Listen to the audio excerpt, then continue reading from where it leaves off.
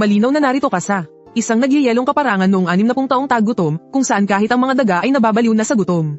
Habang ang buong nayon ay nag-aagawan para sa isang inaamag na tinapay na gawa sa darak, ikaw naman ay nagtatago sa ilalim ng sirang bulak, at walang pakundangang lumalamon ng espesyal na rasyon para sa militar na kinuha mo mula sa iyong imbakan.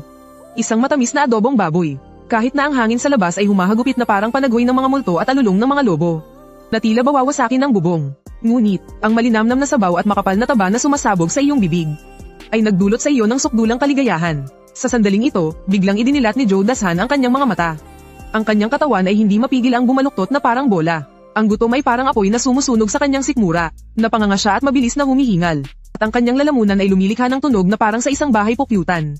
Bigla, may narinig siyang isang matinis na boses sa kanyang tabi. Tinatawag siyang kuya. Nahirapan siyang ilingon ang kanyang ulo. Ang bumungad sa kanya ay isang maliit na mukha na kasinlaki lang ng palad. Ang magulo at naninilaw nitong buhok ay parang tuyong damo sa ibabaw ng kanyang ulo. Lubog na lubog ang kanyang mga mata.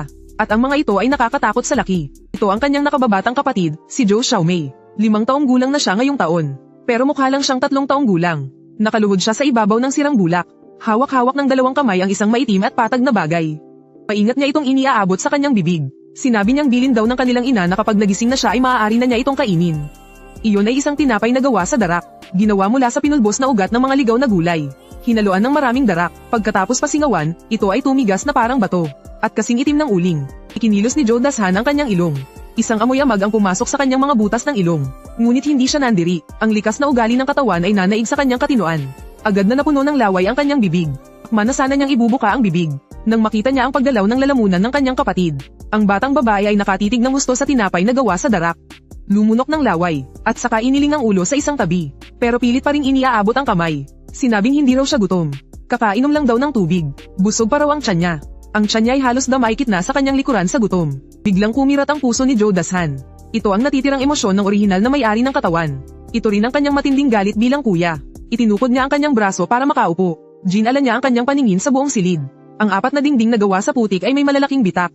Humahaginit ang malamig na hangin papasok. Ang papel sa bintana ay matagal nang sira at tinakpan na lamang ng ilang bulok na tabla.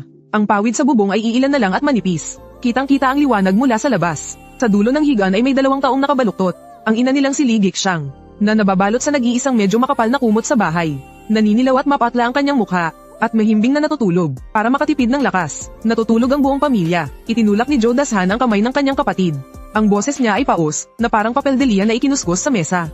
Sinabi niyang hindi siya gutom. At sinabing ibalik na iyon. Nag-alala si Xiaomei. Nangingilid ang mga luha sa kanyang mga mata. Diniinan niya ang kanyang boses. At muling inutos na ibalik na iyon. Napanginig sa takot si Xiaomei. Binawi niya ang bola-bola ang darak. Dahan-dahan niya itong inilagay sa basket na yantok sa ulunan ng higaan. Tinitigan ni Joe Dashan ang basket na iyon. Iyon ang imbakan ng pagkain ng buong pamilya. Gumapang siya palapit dito, at sumilip sa loob. Sa ilalim ng basket, mayroong 3 bola-bola ang darak. Bukod pa sa hawak ni Xiaomei kanina, may 2 pang mas maliliit. At inaamag na, hindi lang ito basta kahirapan, model. Ito ay isang desperadong sitwasyon. Kinuyam ni Joe Dashan ang kanyang kamao. Namuti ang mga buko ng kanyang daliri. Sa kanyang nakaraang buhay, kumain na siya ng mga insekto sa gubat. At ngumuya na rin ang balat ng puno sa manyebeng kapatagan. Kailanman ay hindi pa siya nakaramdam ng ganitong kawalan ng kapangyarihan. Masyadong mahina ang katawang ito. At sa sandaling iyon, isang malakas na ingay ang biglang narinig mula sa bakuran. Ang gumigiwang-giwang na tarangkahan ay sinipa at binuksan ng isang tao. Isang garalgal na boses ang umalingaw-ngaw sa bakuran. Minumura ang pamilya Joe kung sila ba ay nangamatay na lahat. Tirik na ang araw sa katanghalian. Hindi pa rin kayo nagtatrabaho. Tinanong sila kung gusto pa ba nila ng mga puntos sa trabaho. Nagising sa gulat ang ilang tao sa higaan. Ang kanilang inang si Li Gixang ay nagulat. Agad siyang napamulat at umubo ng malakas. Ang panganay na kapatid na si Joe Xiaolan ay napabangon sa takot. At kaagad niyang pinrotektahan ang kanyang bunsong kapatid.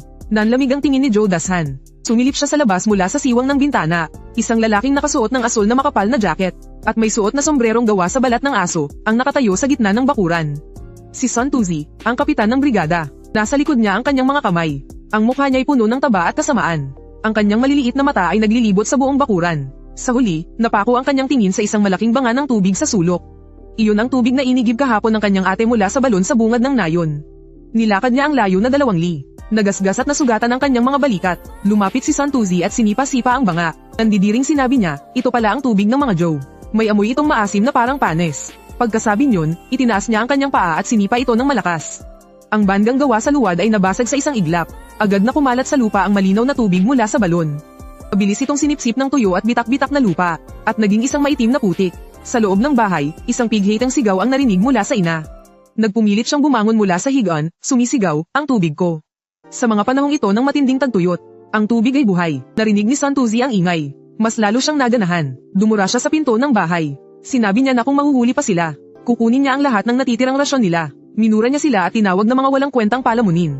At mga ubos lahi. Ang salitang ubos lahi ay parang pako na bumaon sa tainga ni Joe Dashan. Sa mga panahong iyon sa kanayunan, ang pagmumura sa isang pamilya na walang lalaki, na naputol na ang angkan.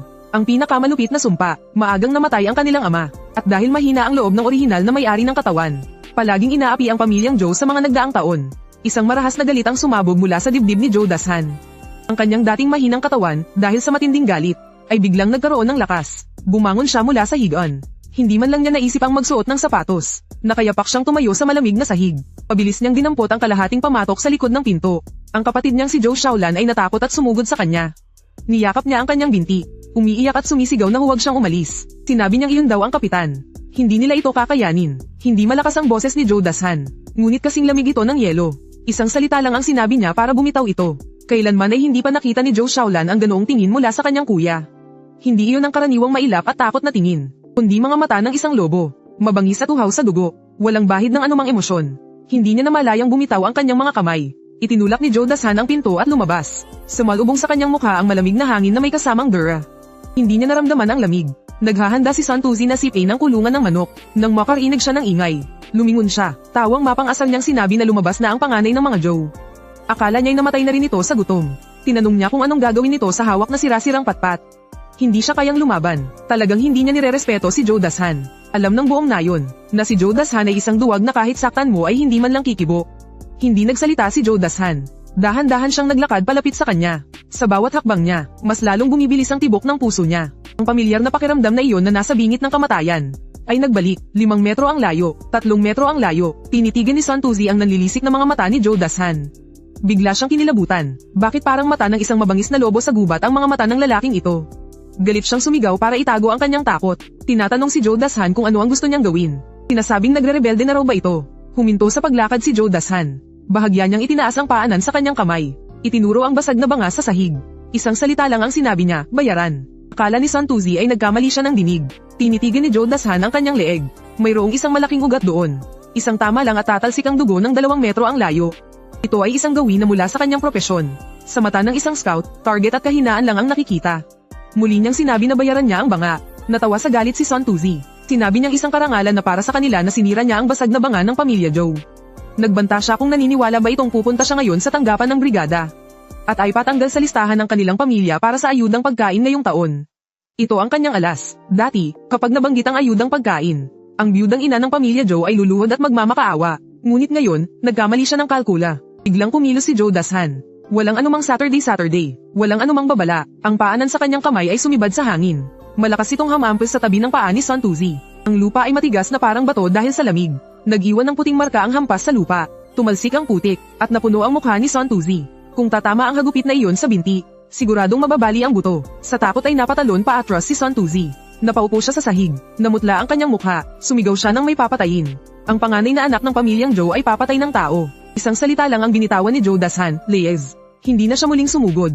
Sa kasalukuyang kalagayan ng kanyang katawan, hindi tiyak kung makakalamang siya kung talagang maglalaban sila. Ang biglaang pagsiklab ng lakas kanina, ay umubos na sa halos lahat ng kanyang lakas. Panandali ang nagdilim ang kanyang paningin. Ngunit nanatili siyang nakatayo ng tuwid na parang isang sibat na nakatusok sa bakuran.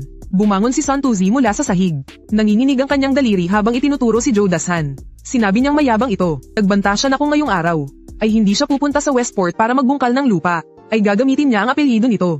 Pagkasabi niyo ay nagkandara pa siyang tumakbo palabas ng bakuran. Hindi man lang ng ahas na lumingon. Natahimik ang buong bakuran. Naramdaman ni Joe Dashan na parang sisubog ang kanyang mga baga. Nagkikislapan ang mga bituin sa kanyang paningin. Nang mawala ang lakas na pilit niyang pinapanatili, gumuwang ang kanyang katawan, at muntik na siyang matamba. Sa sandaling iyon, isang matinis na tunog elektroniko ang biglang umalingaw-ngaw sa kaibuturan ng kanyang isipan. System prompt. Natukoy na sobrang baba ng vital signs ng host. Natukoy ang matinding pagbabago sa emosyon. Ina-activate na ang Combat Readiness Material Recycling Station. Matagumpay na na-activate. Nakabind sa host na si Joe Dashan. Natigilan si Joe Dashan. Sobra niyang pamilyar sa boses na iyon. Ito ang tunog mula sa tropa niya sa nakaraang buhay. Ang prompt ng pinakabagong binuong Individual Soldier Logistics Support System. Walang kamalay-malay siyang pumikit. Sa kadiliman, isang malaking kulay abong espasyo ng bodega ang lumitaw sa kanyang kamalayan. Iyon ang kanyang lihim na base sa nakaraang buhay niya. Maayos na nakahanay ang mga hilera ng metal na estante sa bodega. Puno ito ng alikabok, pero nasa unang hilera ang lahat ng gamit. Sa estante, mayroong high carbon steel na pala, compound hunting bow na may kasamang mga carbon arrow. 12 tactical na kutsilyo, at mga multifunction na first aid kit. Bumilis ang paghinga ni Joe Dashan. Gamit ang mga kagamitang ito, hindi lang si Santuzi ang kaya niyang harapin. Kahit pa pumasok siya sa malalim na kagubatan, kaya niyang maglakad ng walang kinatatakutan. Pero hindi pa iyon ang pinaka-importante. Sa panahong ito kung saan namamatay sa gutom ang mga tao, ang pinakamahalaga ay pagkain. Tinuon niya ang kanyang kamalayan sa isang sulok ng bodega. Doon ay may nakatambak na ilang berdeng kahon na bakal. May nakasulat na puting mga salita sa mga kahon. Kumikinang ito sa espasyo. Pang-militar na espesyal na supply, delatang nilagang baboy. Biglang nanlaki ang mga mata ni Joe Dashan. Biglang gumalaw ang kanyang lalamunan. Gutom na talaga. Malalim na ang gabi. Sa labas ng bahay, umiihi pa rin ang hanging amihan. Parang iyak ng mga multo at alulong ng mga lobo. Humahampas sa mga bulok na tabla sa bintana. Sa loob ng bahay, sobrang dilim na kahit kamay mo ay hindi mo makita. Tanging ang kulay dugong liwanag na tumatagos sa siwang ng sirang bintana. Ang siyang bahagyang nagbibigay liwanag sa isang sulok ng higaan. Nakahiga si Joe Dashan sa higaan. Ang kanyang mga mata ay dilat na parang mga kampanilya. Hindi makatulog, hindi talaga makatulog. Kahit na sobrang pagod na ang kanyang katawan. Mas matindi pa ang apoy na nag-aalab sa kanyang sikmura. Ang pakiramdam ng gutom na iyon ay hindi lang basta kawalan ng laman. Masakit ito, para kang nilalagari ng mapurol na kutsilyo sa loob ng iyong tiyan at bituka. Narinig niya mula sa kanyang tabi ang pigil na pag-ungol ng kanyang ina. Iyon ay dahil sa matinding gutom. Kahit sa panaginip ay sumisigaw siya sa sakit. Hindi mapakali sa pagtulog ang kanyang ate na si Joe Shaolan. Nanginginig siya paminsan-minsan. Hinahatak ang kunit na kumot para takpan ang kanyang mga nakababatang kapatid. Huminga ng malalim si Joe Dashan. Pumasok ang malamig na hangin sa kanyang mga baga. Pinigilan niya ng bahagya ang kumakalam niyang sikmura. Hindi na maaaring maghintay pa. Kung maghihintay pa ako, hindi sigurado kung gising pa ba ang buong pamilya bukas ng umaga. Isa itong malaking katanungan. Ipinikit niya ang kanyang mga mata. Muling lumubog ang kanyang kamalayan sa kaibuturan ng kanyang isipan. Ang malaking kulay abo na bodega ay tahimik na nakalutang doon. Ang kanyang paningin ay dumaan sa mga hilera ng malamig na mga pala ng sundalo. At mga compound bow, diretsyong tumutok sa berdeng lata sa sulok. Sa isang iglap ng isip, biglang may bomb-igat sa kanyang palad. Ang mabigat na pakiramdam na iyon ay nagpalaktaw ng isang tibok sa puso ni Joe Dashan. Isa itong bilog na delata. Nakuha ko na agad, walang special effects, walang kislap ng liwanag. Simple lang, na parang kumuha ka lang ng gamit mula sa sarili mong bulsa. Gamit ang kaunting liwanag na tumatagos mula sa siwang ng bintana, nakita niya ng malinaw ang hawak niya. Sa ibabaw ng madilim na berdeng lata, nakalimbag ang mga puting salitang siguradong ikakabaliw ng sinuman. Hambang baboy na pangmilitar, 800 gramo. Sa hinaharap, ito ay katumbas lang siguro ng isang order ng pagkain. Pero sa panahong ito kung saan kahit mga daga ay payat sa gutom. Ito ay isang gamot na nakapagliligtas ng buhay. Isang kayamanang hindi matutumbasan ng pera. Medyo nanginginig ang kamay ni Joe Dashan. Napalunok siya ng laway, gumagalaw pataas at pababa ang kanyang lalamunan. Gumawa ito ng malakas na tunog ng paglunok. Paano ko to kakainin? Walang pangbukas. Kung babasagin ko ito gamit ang bato. Masyadong malakas ang ingay. Matalas ang pandinig ng aso ni Kalbong Son sa kabilang bahay. Kapag tumahol yun, rinig ng buong nayon. Kailangan ko pa rin gamitin yun. Uling gumalaw ang kanyang isipan. Isang itim na kutsilyong pandigma ang lumitaw sa isa pa niyang kamay. Ang kutsilyong ito ay may habang 23 sentimetro. Ang talam nito ay gawa sa matigas na alloy steel. May ngiping lag-ari sa likod nito. Isa itong sandatang nakamamatay. Ngayon, ginagamit ito para buksan ang delata. Medyo sobra naman yata ito para lang sa ganitong gawain. Pero wala na siyang pakialam. Tinigil niya ang kanyang paghinga. Dahan-dahan siyang umupo. Ipinatong niya ang kumot sa kanyang ulo.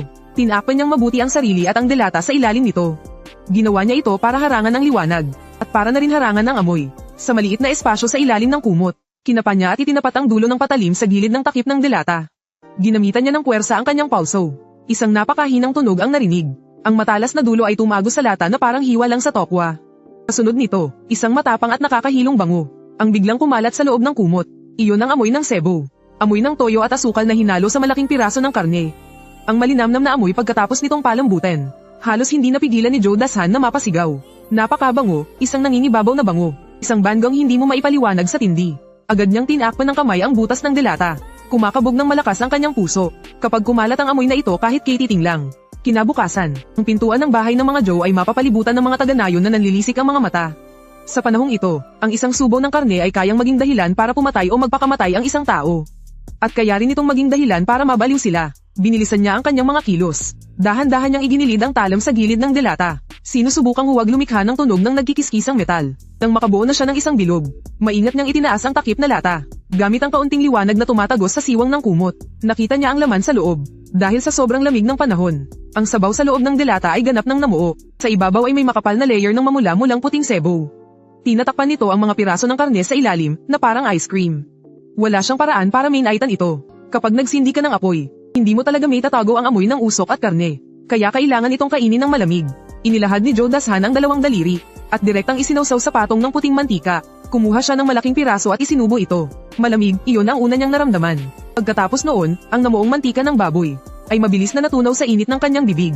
Madulas at malinamnam, may bahagyang alat at tamis. Damaloy ang mantika sa kanyang dila papunta sa lalamunan. Sa bawat madaanan nito, ang pakiramdam na parang nasusunog ay agad na napawi. Napapikit si Joe Dashan, nanginginig ang buong katawan niya. Taba iyon, sa loob ng milyon-milyong taon ng ebolusyon ng tao. Ito ang bagay na nakatatak na sa ating mga gene na pinaka-inaasam-asam. Pinigilan niya ang pagnanais na ubusin ang buong lata sa isang kainan lang. Tinilaan niyang mabuti ang mantika sa kanyang mga daliri hanggang sa lumenes. Pagkatapos ay itinaas niya ang isang sulok ng kumot. Inabot niya at marahang itinulak ang natutulog niyang kapatid sa tabi. Sobrang hina ng kanyang boses. Halos pagulong lang nang tawagin niya si Xiaolan. Mababaw lang ang tulog ni Xiaolan, kaya nagising siya sa isang tulak lang. Inaantok niyang iminulat ang kanyang mga mata. Natural na napaurong ang kanyang katawan. Kuya, anong nangyari? Sumasakit ba ang tiyan mo? Ang unang reaksyon ng dalagita ay ang mag-alala pa rin para sa kanyang kuya. Hindi umimik si Joe Dashan. Kinuha niya ang kamay niyang may mantika pa, at inilapit ito sa ilong ng kapatid. Natigilan si Joe Xiaolan. Sumangot siya. Sa dilim, biglang nanlaki ang kanyang mga mata. Puno ng hindi makapaniwalang tingin ang kanyang mga mata. Agad na tinakpan ni Joe Dashan ang kanyang bibig, at itinulak siya, kasama ang ulo, pabalik sa ilalim ng kumot. Sinabihan siyang huwag maingay. Pagkatapos, iniabot niya ang bukas na lata sa kanyang mga kamay. Naramdaman ng mga kamay ni Joe Xiaolan ang malamig na bakal na iyon. Nanigas ang buong katawan na parang isang pirasong kahoy. Ang nangingibabaw na amoy ng karne. Sa loob ng kulob na espasyo ng kumot, halos makahimatay sa sobrang bango. Desperadong umiling-iling si Joe Xiaolan. Biglang bumuhos ang kanyang mga luha. Nabasa ang likod ng kamay ni Joe Dashan. Hindi siya naglakas loob na kumain. Saan galing to? Ninakaw ba o inagaw? Kapag nahuli siya, bubugbugin si kuya hanggang mamatay. Tila nabasa ni Joe Dashan ang nasa isip niya. Sa isang kalmado at matatag na boses, sinabi niyang hindi ito ninakaw. Sinabi niyang napulot niya ito sa kabundukan. Rasyon daw ito ng militar na tupa na naiwan noon. Bilisan mo nang kumain, baka marinig ni nanay. Mahina ang katawan ni nanay. Hindi niya kakayanin ang gulat. Ito ay isang halatang kasinungalingan. Ngunit sa harap ng masarap na amoy, hindi na mahalaga ang loika. Binitawan ni Joe Dashan ang kamay niya. Dumampot siya ng isang pirasong laman at isinubo ito sa bibig niya.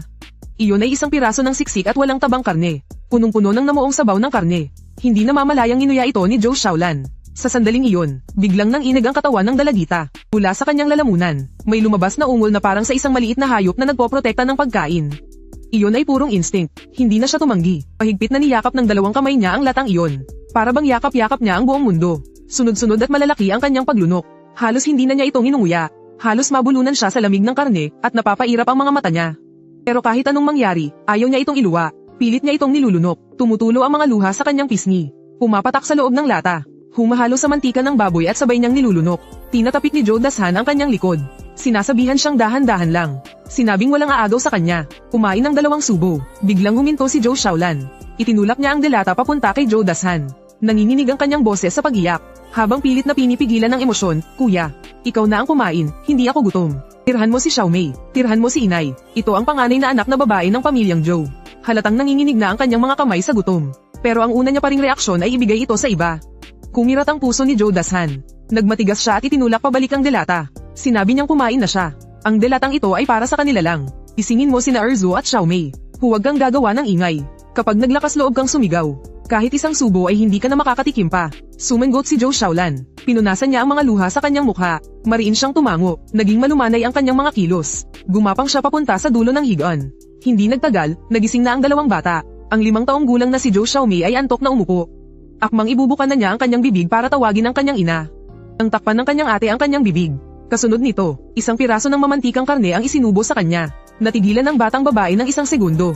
Pagkatapos, ang kanyang malalaking mata na dating walang kislap, ay biglang nagkaroon ng nakakamanghang liwanag. Hindi na siya nag-ingay, at hindi na rin siya inaantok. Ang 3 bata ay nagtipon sa paligid ng delata. Magkadikit ang kanilang mga ulo, nagtatago sa ilalim ng kumot. Walang kutsara. Ginamit ni Joe Dashan ang kanyang patalim para hiwain ng pino ang karne. Hinayaan niya silang kamayin na lang ito. Ang tunog ng kanilang paglunok ay napakalinaw sa katahimikan ng gabi. Ang pangalawang kapatid na si Joe Erzu ang kumain ng pinakamalakas. Ang batang ito ay nasa edad ng paglaki. Kadalasan, sa sobrang gutom ay nginangat-ngat niya ang balat ng puno. Ngayong nakakita siya ng karne, halos lumuwa ang mga mata nila sa gutom. Kahit ang mantika sa kanilang mga daliri ay dinilaan hanggang sa maging malinis. Pinagmasdan silang lahat ni Joe Dashan. Hawak-hawak sa kanyang kamay ang punyal na iyon. Habang alertong nakikinig sa mga ingay sa labas, mukhang marami ang delatang may bigat na 800 gramo. Pero sa harap ng 3 batang sobrang gutom, kulang na kulang pa rin ito. Wala pang 5 minuto, naubos na ang laman ng delata. Kahit ang namuong puting sebo sa ilalim ng lata, ay kinayod ni Zhou Xiaolan gamit ang kanyang mga daliri, at ipinamahagi sa kanyang mga nakababatang kapatid. Hindi pa rin kontento, ipinasok ni Zhou Erzo ang kanyang dila sa loob ng lata. Dinilaan niya ang loob ng lata hanggang sa common tab ito, na parang hinugasan. Dumighay si Zhou Xiaomei sa kabusugan. Sa wakas ay nagkaroon na ng kaunting kulay ang kanyang munting mukha. Sumiksik siya sa tabi ni Joe Dashan. Hawak ng kanyang maliit na kamay ang dulo ng damit nito. Malambing ang kanyang boses. Nang sabihin niyang, napakasarap. Para akong nananaginip. Hinaplos ni Joe Dashan ang kanyang tuyo at naninilaw na buhok. Magaspang ito sa pakiramdam. Parang tuyong dayami. Sinabi niya, hindi ito panaginip. Mula ngayon, araw-araw niya silang pakakainin ng karne. Nagulat si Zhou Xiaolan. Mabilis niyang tinakpan ang bibig nito. Sinabihan siyang huwag magsalita ng basta-basta. Kapag may nakarinig sa iyo, malilintikan tayo. Sa panahong iyon, ang pagkain ng karne araw-araw ay isang bagay na tanging mga Panginoong may lupa lang ang nangangahas na pangarapin. Hindi tumutol si Joe Dashan. Kinuha na lamang niya ang walang lamang delata. Hindi maaaring itago ang latang ito. Masyadong agaw pansin ang mga salitang nakasulat dito. Kapag may nakakita nito, tiyak na magkakaroon ng malaking gulo. Sa isang kumpas lang ng kanyang isip, biglang naglaho ang walang lamang delata, at bumalik sa bodega sa loob ng kanyang isipan. Ang ganitong paraan ng pagtatago ng ebidensya ay perpekto. Inutusan niya silang lahat na matulog. At pinaalalahanan silang tandaan, walang nangyari ngayong gabi. Sino mang maglakas loob na magkalat nito sa labas. Hinding-hindi na makakatikim ulit. Ang 3 bata ay desperadong tumango. Nananatili pa sa kanilang mga bibig ang amoy ng karne. May laman na ang kanilang mga tiyan. Ang pakiramdam ng kaligayahan ay nagdulot sa kanila ng bahagyang pagkahilo. Hindi nagtagal, narinig ang mahinang paghilik. Sa pagkakataong ito, ang tulog nila ay napakahimbing at napakasarap. Ngunit si Joe Dashan ay gising pa rin. Nakasandal siya sa malamig na pader. Di naramdam ang pagbabagong nagaganap sa kanyang katawan. Kahit na isang subaw lang ng mantika ang kanyang kinain. Ang kasiyahang pandamdamin na iyon ay nagpasigla sa kanyang espiritu. Tumingin siya sa labas ng bintana. Malapit ng mag-umaga, tila tumila na ang bagyo ng nyebe. Isang malawak na kaputian ang nasa labas. Ngayong araw kailangan pa niyang pumunta sa Westport para maglinang ng lupa. Iyon ang patibong na inihanda ni Santuzi para sa kanya. At isa rin itong bitag na kailangan niyang pasukin. Puro batuhan ang lugar. Walang kahit isang damong tumutubo. Isang hakbang na lang ang layo mula sa malalim na gubat. Iniiwasan ito ng iba. Pero para sa kanya, iyon ang pinakamagandang takip. Dahil, hinayaan siya ng langit na muling mabuhay dala ang isang bodega ng mga supply. Hindi siya maaaring mabuhay ng walang kabuluhan. Brigada ni Santuzi. Taggutom hinigpitan ni Joe Dashan ang hawak sa kanyang kutsilyo. Ang talam ay kumislap ng malamig na liwanag sa dilim. Bahagyang tumaas ang sulok ng kanyang bibig. At nagpakita ng isang unang ngiti mula nang dumating siya sa mundong ito. Walang init sa ngiting iyon. Tanging kabangisan lamang. Biglang tumunog ang malaking speaker sa bungad ng nayon. Ang nakabibinging tunog ng panggising ay bumasag sa katahimikan ng madaling araw. Ginaisang ang buong Qingshigo mula sa mahimbing na pagkakatulog. Nagsimula na ang isang bagong araw. Bumangon si Joe Dashan mula sa higaan. Ang kanyang mga kilos ay hindi na mabagal at alanganin tulad ng kahapon. Isinuot niya ang sirang sapatos na bulak, nakita na ang mga daliri sa paa. 2 beses siyang pumadyak sa lupa. Dahil sa pagpadyak na iyon, nayanig at nag-alburuto ang alikabok sa lupa. Itinulak niya ang pinto. Malalaki ang hakbang na lumabas siya. Nanunuot sa buto ang lamig ng hangin. Ngunit itinuwid niya ang kanyang likod. Ang kanyang titig ay kasing talam ng isang bagong bunot na espada. Sa labas ng bakuran, nakatayo si Santuzi habang ang mga kamay ay nasa likod. Mayroong siyang masamang ngiti, nag-aabang na pagtawanan ng pamilya Joe. Nananuyan niyang sinabi na gising na si Joe Dashan. Akala pa naman niya ay natuluyan na ito dahil sa masamang pagkain kahapon. Minto sa paglakad si Joe Dashan. Lumingon siya at binigyan ito ng isang malamig na tingin. Sa isang tingin lang na iyon, nanigas ang ngiti sa mukha ni Santuzi. Anong klaseng titig iyon? Kahapon, ito ay puro galit. Bakit ngayon ay naging tingin ng isang maninila sa kanyang biktima? Nang umagang iyon, ang Qingshigo ay kasing lamig ng isang malaking imbakan ng yelo.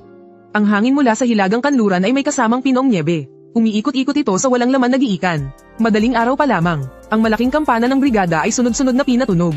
Nayanig nito ang mga maya sa mga sanga na nagkagulo sa paglipad. Ang mga miyembro ng komunidad ay nakayuko at nakatago ang mga kamay dahil sa lamig. Dahan-dahan silang nagtipon sa giikan. Bawat isa sa kanila ay namumutla ang mukha, namamaga ang kanilang mga talukap. Pasuray-suray pa sila kung maglakad. Iyon ay dahil sa gutom. Nakihalo si Joe Dashan sa mga tao. Tila hindi siya kabilang sa kanila. Ang iba ay nakayuko at kuba. Nahalos isubsob na ang kanilang mga ulo sa dibdib. Samantalang siya ay tuwid na tuwid ang pagkakatayo. Ang 2 paa niya ay nakatapak sa nagyayelong lupa. Bawat hakbang ay lumilikha ng malutong na tunog. Napakatatag ng kanyang tindig. Hindi na sayang ang kinain niyang isang lata ng adobong baboy kagabi. 800 gramo ng mamantikang karne ang pumasok sa kanyang tiyan. Matapos matuno sa loob ng isang gabi, ito ngayon ay naging tunay na lakas. Nananalaytay ito sa kanyang mga ugat, bagamat mukha pa ring payat ang kanyang pangangatawan. Pero yung pakiramdam ng panghihina na tila nanggagaling sa kaibuturan ng buto ay wala na. Ang nakababata niyang kapatid na si Zhou Xiaolan ay sumusunod sa likuran niya. Nakayuko ang ulo, habang mahigpit na hawak ng dalawang kamay ang laylayan ng damit. Paminsan-minsan ay tumitingala siya para silayan ang malapad na likod ng kanyang kuya. Sa kanyang mga mata, mayroong pag-aalala, at mayroon ding bahid ng kapanatagan na hindi pa niya nararanasan kailanman. Sa ibabaw ng malaking gilingang bato sa gitna ng diikan, may isang taong nakatayo, si Sun Tuzi. Ang taong to, sinadya pang magsuot ng bagong padded jacket ngayon. May hawak siyang isang kwaderno na tinatapik-tapik. Ang isa naman niyang kamay ay may hawak na pipa. Mayabang siyang nagbibigay ng sermon mula sa itaas. Ang kanyang mga matang sinliit ng munggo ay palinggalinga sa mga tao. Para siyang nagsusuri ng mga hayop na kakatayin. Sumisigaw na mabigat daw ang gawain ngayon. Nagbigay ng mahigpit na utos ang komuna. Bago ang pag-aararo sa tagsibol, kailangang linisin ang mga tiwangwang na lupa. Sino mang maglakas loob na magpetex, huwag siyang sisisihin kung maging malupit siya at hindi na sila kilalanin. Sa oras na iyon, babawasan ang mga work points at rasyon ng pagkain. Hahayaan niyang magdildil ng asin ang buong pamilya nila. Nagkaroon ng bulungan sa mga tao sa ibaba, pero walang nang ahas na umimik. Sa mga panahong ito, ang panulat sa kamay ng kapitan ay parang panulat ng hukom. Kung ilang puntos ang itatala niya para sa iyo, kung makakatanggap ka ba ng rasyon na butil. Lahat ay nakadepende sa kanyang isang salita. Tuwang-tuwa si Sun Tuzi sa ganitong kapangyarihan. Tumikim siya, at nagsimulang magtalaga ng mga gawain. Ang mga magaganda at magagaang trabaho, ay ipinamigay lahat sa mga kamag-anak niya, o sa mga madalas magbigay ng regalo sa kanya. Ang mga natitirang marurumi at mahihirap na trabaho, ay natural na napunta sa mga taong matitino, sa mga taong walang kapangyarihan at impluensya. Paminsan-minsan, may maririnig na mga buntong hininga mula sa mga tao. Pero wala silang magawa kundi tanggapin ang kanilang kapalaran. Sa wakas, napunta ang tingin ni Sun Tuzi kay Zhou Dashan. Sa sandaling iyon, isang masama at malupit na ngiti ang sumilay sa gilid ng kanyang mga labi. Ang kahihiyang natamo ko kahapon sa bakuran ng mga Zhou. Kailangan kong bawiin ngayong araw.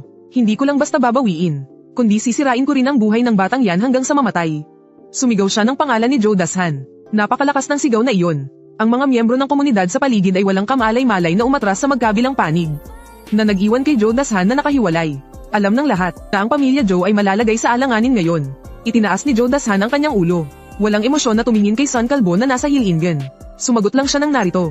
Hindi malakas ang kanyang boses, ngunit mabigat ito at may halong kalamigan. Kumatok si Sun Kalbo sa kanyang pipa, at sinabi niya na may pilit ng ngiti. Si Zhou Dashan ay isang malakas na manggagawa sa ating nayon. At isa pa siyang kabataan. Dapat kang maging halimbawa. Hindi sumagot si Zhou Dashan. Nakatitig lang siya sa kanya ng tahimik. Medyo kinilabutan si Sun Kalbo sa titig na iyon. Nagmura siya sa kanyang isipan, kakaiba. Ngunit mas naging malupit ang kanyang mga salita. Sinabi niya na dahil hindi nagsasalita si Zhou Dashan, ibig sabihin ay sumasang-ayon siya. Sinabi niya na ang lupang tigang sa Westport ay ipinauubayan na sa kanya. Nang masabi ang mga salitang iyon, isang nakabibinging katahimikan ang bumalat sa giikan. Pagkatapos, biglang umugang at nagkagulo ang mga tao. May nagsabi, hindi ba't nakamamatay ang Westport? Puro durog na bato ang lugar na iyon. Kahit damo ay hindi tumutubo. Paano mo bubungkalin yun? May nagsabi, iyon ay isang. Sa ilalim ng batuhan ay puro matigas na lupa. Isang pukpok ng piko, isang puting marka lang ang may iwan. Hindi ito pagtatrabaho. Ito ay pagpapahirap sa tao hanggang mamatay. Mayroon ding nagsabi, napakasama ni Sun Kalbo. Gusto niyang ubusin ang pamilya Zhou.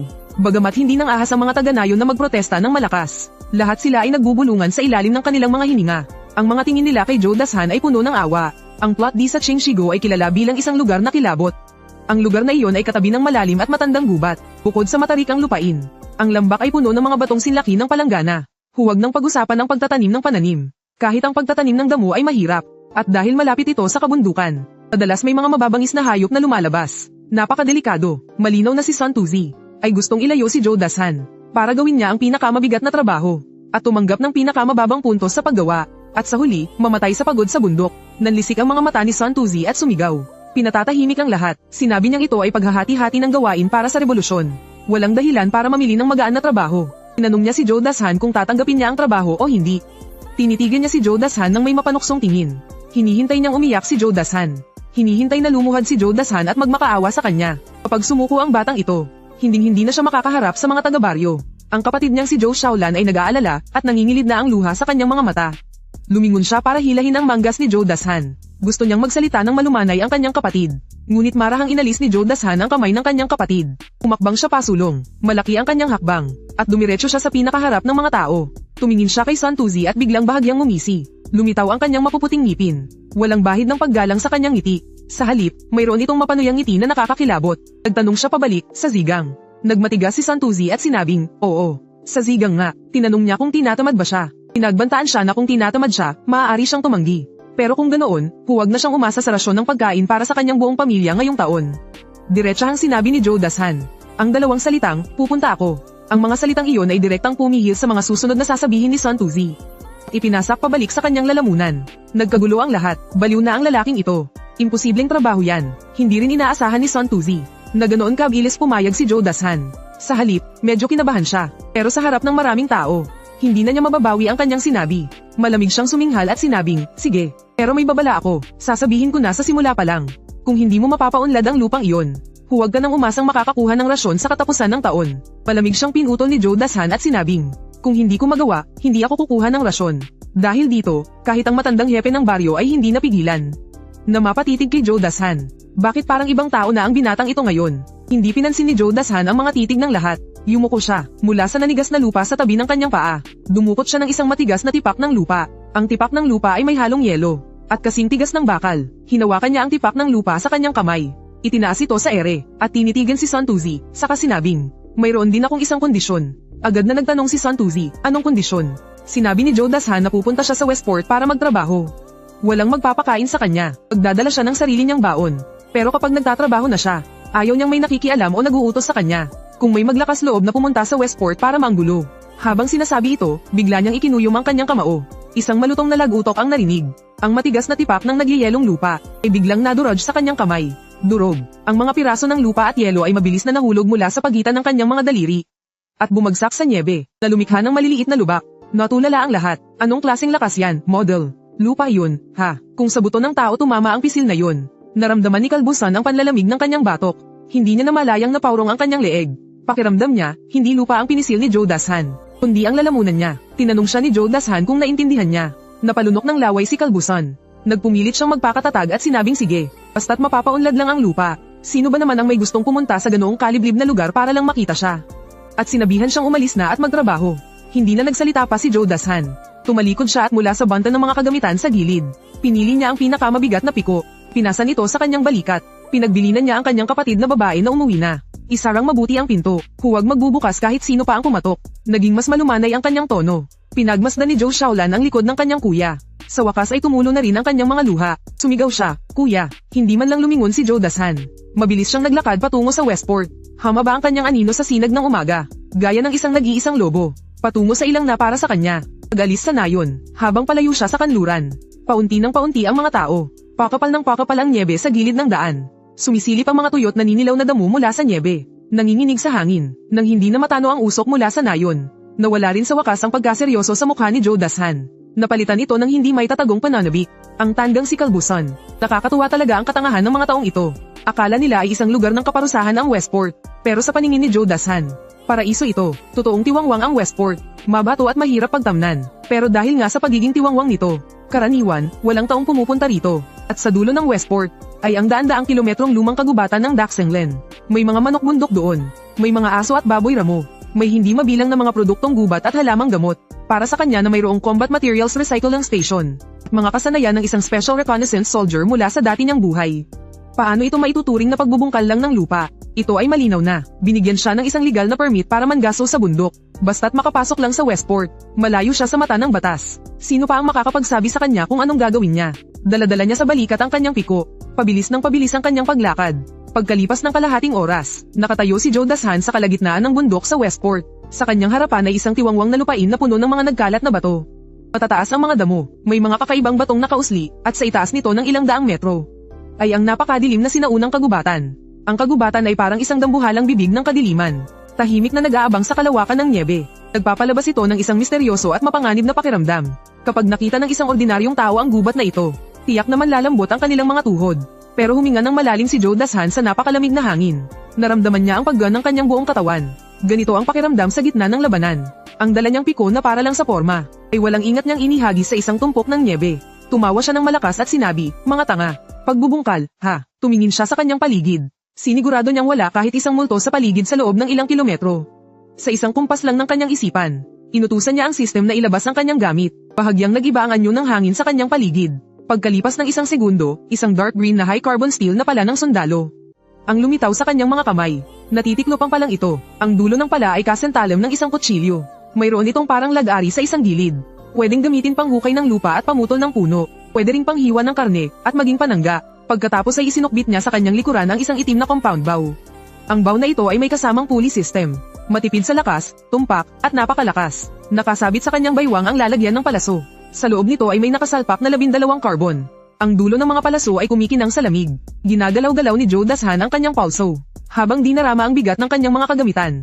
Nagbalik na ang pamilyar na pakiramdam na iyon. Hindi na siya ang dating taong gutom na laging inaapi ng iba. Sa sandaling ito, si Joe Dashan ay ang pinakamahusay na mangangaso sa buong kabundukang ito.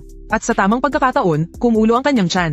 Bagamat nakakabusog ang dilatang karne kagabi. Ngunit dahil sa pagod kanina, at dahil na rin sa matagal na pagkukulang sa nutrisyon ng katawang ito, napakabilis maubos ng kanyang lakas. Dinilaan niya ang kanyang mga tuyo at bitak-bitak na labi. Naisip niyang kailangan muna niyang humanap ng makakain. Napatingin siya sa mga halamanan sa kanyang harapan. Mayroon dong isang hilera ng maliliit na bakas ng paa, na nakaayos sa isang partikular na forma, na umaabot hanggang sa kaloob-looban ng gubat.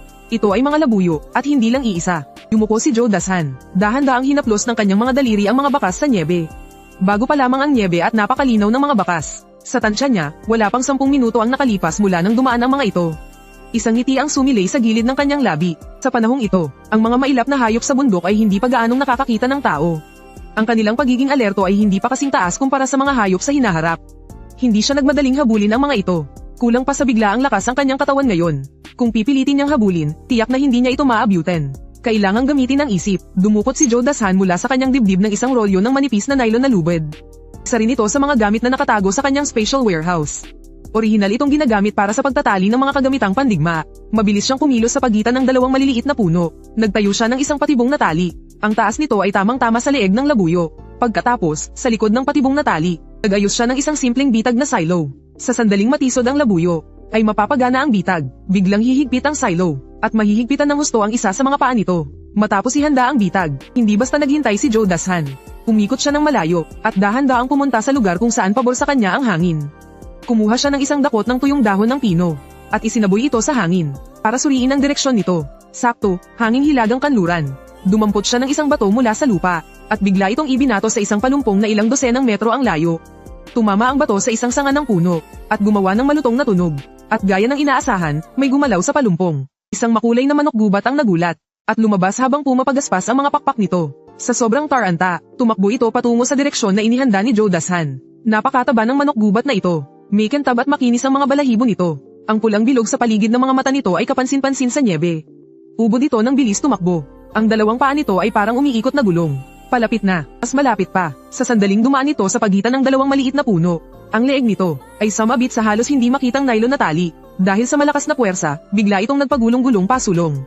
At napasubsob sa lupa, bago pa man ito makabangon. Eksaktong napasok ang isa nitong paa sa silo sa likod. Na-activate ang bitag. Agad na humigpit ang nylon na tali. At mahigpit na ipinulupot sa paa ng manok. Kaya nabitin ito sa ere. Nagpupumiglas at pumapagaspas ng husto ang manok gubat. Naglilipara ng makukulay na balahibo nito. Ngunit dahil sa higpit ng nylon na tali, lahat ng pagpupumiglas nito ay walang saysay. Dahan-daang lumabas si Joe Dashan mula sa likod ng puno. Tinitigan niya ang manok gubat na nakabitin ng patiwarik. Walang bahid ng awa sa kanyang mga mata. Tanging ang pagnanasa lamang sa pagkain. Nakuha na niya ang una niyang disenteng pagkain na karne. Lumapit siya. Sanay niyang hinawakan ng puno ng pakpak ng labuyo at bigla itong pinaihit. Isang lagutok. Hindi na umimik ang labuyo. Nanlambot ito at bumagsak. Tinimbang-timbang ni Joe Dashan ang bigat nito. Aba, may bigat itong halos 2 kilo. Kung gagawin itong sabaw, siguradong lulutang ang mantika sa buong kaldero. Noong itatabi na sana niya ang kanyang huli, biglang may napansin ang gilid ng kanyang mga mata. Sa di kalayuan, may isang puting bagay sa damuhan. Ilang piraso pala ito ng nagkalat na balahibo ng manok. At sa tabi ng mga balahibo, may isang tagong pugad na gawa sa damo. Biglang kumabog ang dibdib ni Joe Dashan. Mabilis siyang lumapit, hinawi niya ang mga tuyong damo para tingnan. At nakita ang 8 itlog ng labuyo na maayos na nakasalansan sa pugad. Ang mga itlog na ito ay mas maliit ng kaunti kaysa sa itlog ng ordinaryong manok. Ang kulay ng balat ay mapusyaw na kayumanggi, at may mga maliliit na batik-batik. Kahit hindi ito malaki, puno naman ito ng protina. Napangisi siya, iniisip niyang sinwerte siya ng gusto. Ang swerte niyang ito ay hindi kapanipaniwala. Maingat niyang pinulot isa-isa ang mga itlog ng labuyo. Binalot niya ang mga ito sa tuyong damo, at isinuksok sa loob ng kanyang damit. Ang mainit-init na pakiramdam na dumidikit sa kanyang balat, ay nagbigay sa kanya ng malaking kapanatagan. Pero hindi pa riyan nagtatapos. Dahil nakapasok na rin lang siya sa bundok, hindi siya dapat makontento sa isang manok lang. Inihagis ni Joe Dashan ang labuyo sa kanyang special warehouse. Ang loob niyon ay nasa static state. Kung ano ang itsura nito noong ipinasok. Ganoon pa rin ang itsura paglabas. Talagang napapanatili ang pagiging sariwa. Nagpatuloy siya sa pagdalugad sa kaloob-looban ng gubat. Dahil sa huli niya kanina, mas lalo pang lumakas ang kanyang loob. Para sa iba, ang gubat na ito ay isang ipinagbabawal na lugar. Para sa kanya, ito ay isang natural na palengke. Hindi nagtagal, sa ilalim ng isang nabuwal na tuyong puno, nakakita siya ng isang laboyong manok na tumutukan ng mga pine nuts. Sa pagkakataong ito, hindi siya gumamit ng bitag. Dahan-dahan niyang kinuha ang compound bow mula sa kanyang likuran. At naglagay ng isang palaso. 30 metro ang layo, huminga ng malalim si Joe Dashan. Pinigil ang kanyang paghinga, nanigas ang mga kalamnan sa kanyang braso. Hinailan niya ang tali ng pana, na nagdulot ng mahinang ugong. Ang pulang tuldok sa scope, ay matatag na nakatutok sa ulo ng laboyong manok. Dahan-dahan niyang binitawan, humagibis ang palaso sa hangin. Sa sobrang bilis ay hindi ito makita ng mga mata. Ang laboyong manok ay hindi man lang nakasigaw. Agad na tinusok ng palaso ang ulo nito. Napako sa tuyong kahoy.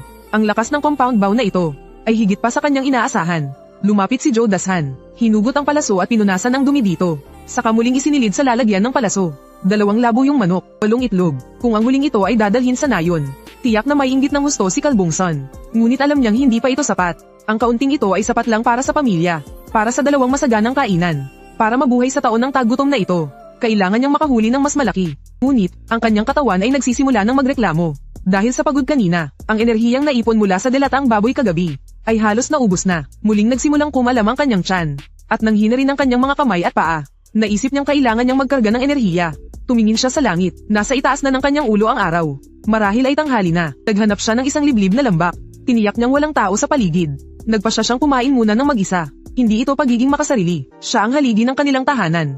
Kapag busog na siya, at nanambalik na ang kanyang lakas, saka lang siya makakapag-uwi ng pagkain ng tuloy-tuloy sa bahay. Kapag siya ay bumagsak, ang kanyang mag-iinang may iwan, ay tiyak na kamatayan lamang ang kanilang kahahantungan. Mula sa kanyang espasyo, kinuha ni Joe Dashan ang manok labuyo na pinatay gamit ang pana. Medyo payat ang isang ito. Timbang ito ng mahigit 1 kilo. Mabilis niyang binunutan ng balahibo ang manok labuyo. Inalisan niya ito ng lamang loob. Itinapon niya ng malayo ang mga lamang loob nito, para hindi ito makaakit ng malalaking mababangis na hayop. Walang tubig para hugasan ito, kaya direkta niyang ipinunas ang malinis na dugo nito. Pagkatapos, naghukay siya ng isang butas sa lupa, at nagsiga ng maliit na apoy. Hindi dapat masyadong malaki ang apoy, at hindi rin dapat ito gaanong mausok. Ang mga pinili niya ay yung mga tuyong-tuyo na matitigas na kahoy. Halos wala itong usok kapag nasusunog.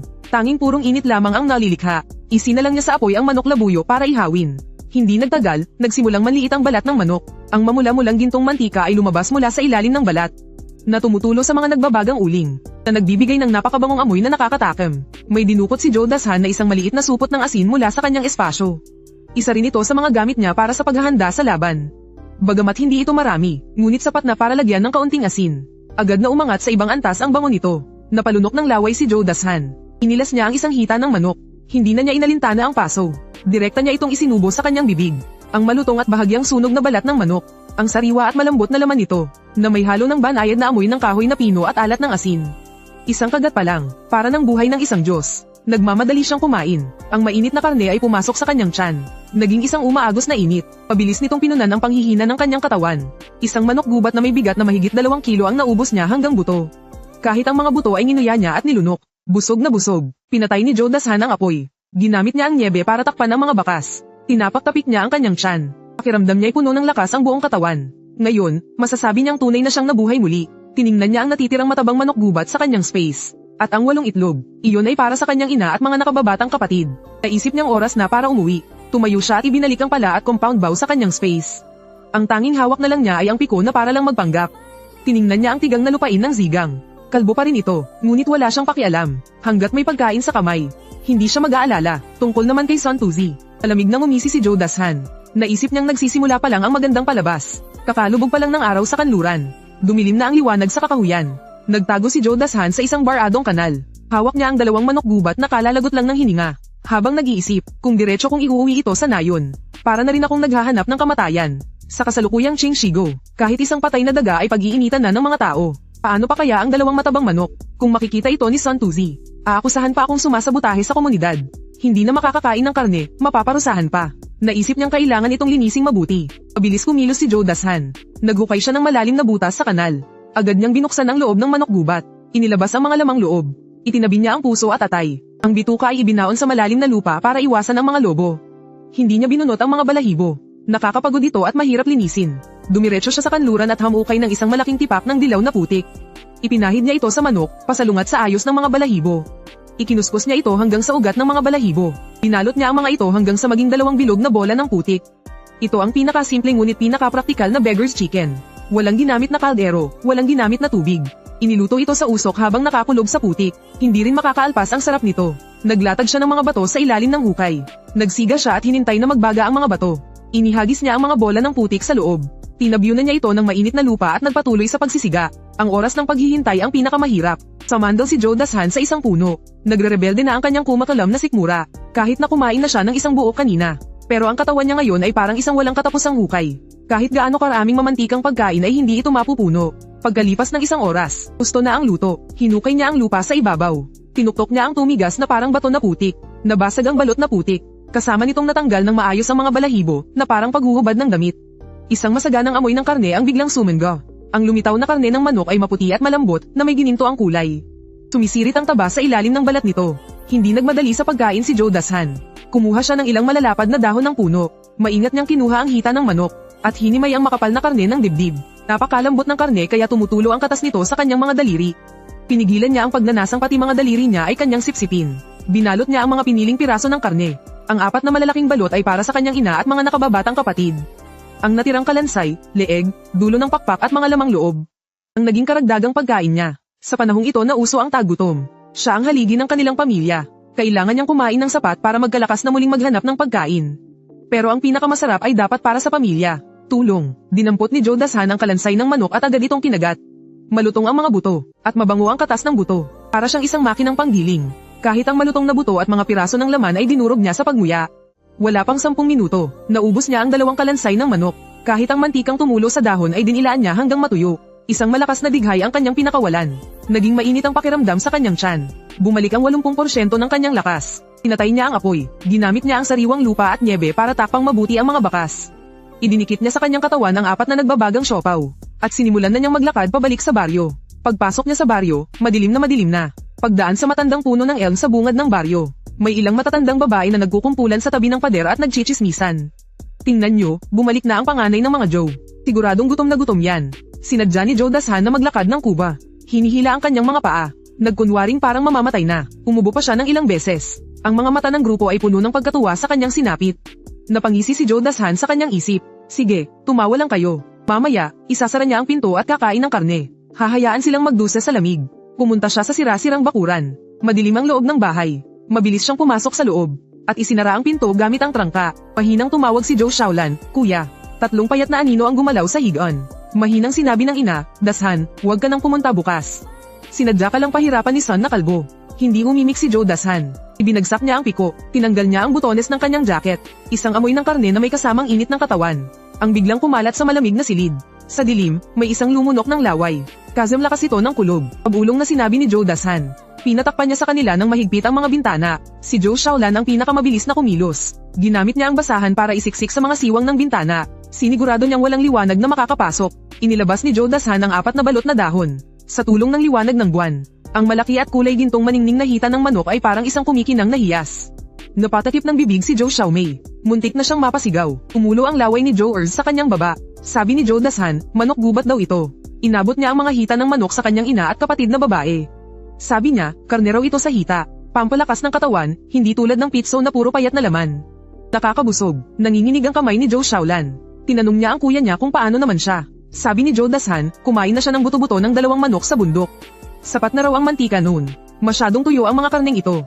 Hindi niya gustong kainin. Sinabihan niya silang ubusin na agad ito. Kahit ang mga buto ay nguyain at lunukin. Anong klaseng pagsisinungaling iyon? Pero sa harap ng gutom, ang kasinungalingan ay parang musika sa pandinig. Tanging ang ingay lang ng walang tigil na pagmuya ang maririnig sa silid. Si Joe Erz ay sumasagpang na parang isang lobo. Pumuputi na ang kanyang mga mata sa sarap pero hindi pa rin siya tumitigil. Umiiyak si Joe Xiaomei habang kumakain. Habang bumubulong kung gaano kasarap. Dahan-daang inunguya ng ina. Bawat subo ay tila nagdudugtong ng kanyang buhay. Wala pang 10 minuto. Naubos nang walang natira ang 4 na malalaking balot ng karne. Dinilaan pa ni Joe Erz ang mga dahon hanggang sa wala nang natirang kahit kaunting mantika. Hinawakan ni Joe Xiaomei ang kanyang tiyan at sinabing, Kuya, mas masarap pa ito kaysa sa bagong taon. Hinaplos ni Joe Dashan ang kanyang ulo at sinabi, mula ngayon, araw-araw ng magiging bagong taon para sa pamilya natin. Nagulat si Joe Shaolan. Agad niyang tinakpan ang bibig nito at sinabing huwag siyang magsalita ng kung ano-ano. Kapag may nakarinig, puputulan ka ng buntot. Sa panahong ito, ang pagkain ng karne araw-araw ay bagay na tanging mga Panginoong may lupa lang ang nangangahas na isipin. Hindi kumontra si Joe Dashan. Tumingin lang siya sa napakadilim na gabi sa labas ng bintana. Malalim ang kanyang mga mata. Matapos patulugin ang kanyang pamilya, si Joe Dashan ay nakahiga sa higaan at hindi makatulog. Ang 2 manok ay sapat lang para sa 2 kainan. Ang pamilya ay kapos sa damit at pagkain. Ang pagkain lang ng karne ay hindi malulutas ang pinaka-problema. Kailangan niya ng pera, kailangan niya ng mga tiket, kaunti lang ang karne ng pugo. Hindi ito gaanong mahalaga, kailangan niyang makakuha ng malaking huli. Sinuri ng kanyang isip ang bodega sa kanyang isipan. Ang kanyang tingin ay napunta sa demilitar na crossbow at mga palasong gawa sa aloy na nasa sulok. Ang sandatang ito ay mas nakamamatay kaysa sa isang compound bow. Ngayong araw sa gubat, nakakita siya ng sunod-sunod na malalalim na bakas ng paa. Magaspang ang gilid ng mga bakas. Ito ay mula sa isang baboy ramo at tiyak na mahigit 100 kilo. Magkano kaya ang halaga ng isang balat ng baboy? At ang abdo nito, ilang tiket para sa gamot ang may papalit dito. Dinilaan ni Joe Dashan ang kanyang mga labi. May kumislap na kasakiman sa kanyang mga mata. Naisip niya, bukas, lalakad ako ng 5 kilometro paloob. Susubukan ko ang isang malaking laro. Kinabukasan, bago pa man magliwanag, uminom si Joe Dashan ng kalahating balde ng purified water mula sa kanyang espasyo. At umakyat sa pader para lumabas ng bahay. Nagmamadali siyang naglakad. Tinawid niya ang mabatong burol. At pumasok sa kalaliman ng lumang gubat. Abot tuhod ang niebe dito. Bawat hakbang ay napakahirap, ngunit puno siya ng lakas. Matapos maglakad ng halos 5 kilometro, nakakakilabot ang katahimikan sa paligid. May masangsang na amoy sa hangin.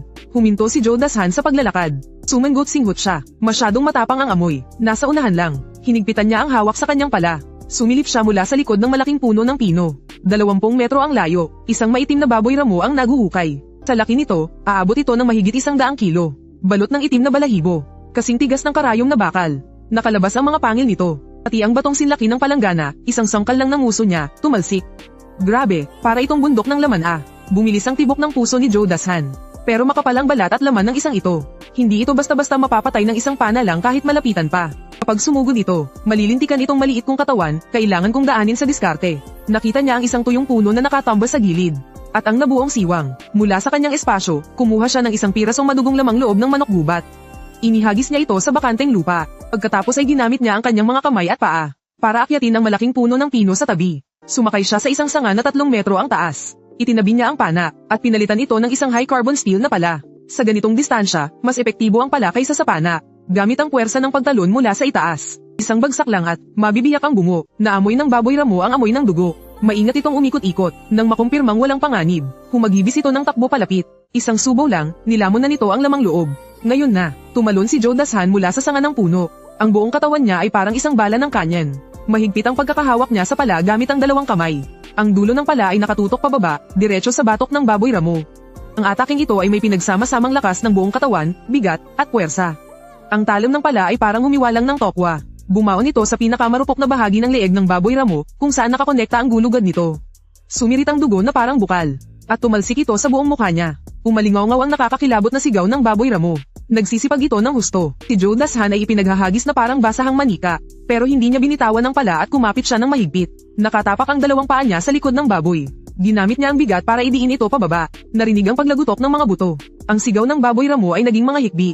Ang dambuhalang katawan ay biglang bumagsak. Tumagilid ito sa lupa at nangisay. Pinulan ng dugo ang niebe. Si Joe Dashan ay napaupo na lang sa lupa. Humihingal ng malalim. Nanginginig ang kanyang kamay, hindi sa takot, kundi dahil sa pagod. Pinunasan niya ang dugo sa kanyang mukha. Tinitigan niya ang karne sa kanyang harapan. Sa panahong ito, sa kabundukan, ito ang buhay. Mahigit 100 librang karne, hindi niya kayang iuwi lahat. Kung papasok sa nayon, kukumpiskahin lang. Kinaladkad ni Joe Dashan ang baboy sa likod ng isang tuyong puno at kinatay ito. Sanay na sanay siyang magbalat. Unang kinuha ang pinakamahalagang apdo ng baboy. Maingat itong itinago malapit sa katawan. Pagkatapos ay pinutol niya ang 2 hita sa likod na may bigat na 20 libra. Ang ulo, tadyang, at lamang loob ay hindi niya kayang dalhin. Naghukay siya ng malalim na butas at ibinaon ang lahat. Nag-iwan siya ng pananda, gabi na. Isinabit niya ang 2 hita ng baboy sa kanyang leeg. Isa sa harap, isa sa likod.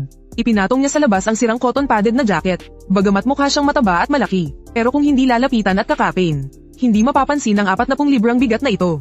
Masakit sa balikat ang bigat, pero ang puso niya ay puno ng saya. Pinili niya ang mga daanang walang tao pabalik sa nayon. Umakyat sa bakod para makapasok sa bakuran. Binuksan ni Joe Shaolan ang pinto. Nakita niya ang inihagis ng kanyang kuya sa kang, isang uri ng higaan. 2 duguan at malalaking hita ng baboy. Napahawak siya sa bibig sa takot at nagtanong, bakit ang laki ng baboy na ito?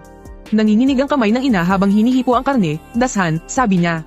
Sinasarili mo ang panganib. Pinunasan ni Joe Dashan ang dugo sa kamay at sinabing, Inay, ang yaman at tagumpay ay nasa panganib. Idinagdag pa niya, hindi natin kakainin ang 2 hitang ito. Sumimangot si Joe Erzo, hindi kakainin. Tanong niya, sinaman siya ng tingin ni Joe Dashan at sinabing, anong kakainin? Ang 2 hitang ito ay may pagpapalit sa isang taong rasyon ng buong pamilya. Ang pagkain nito ay pag-aaksaya.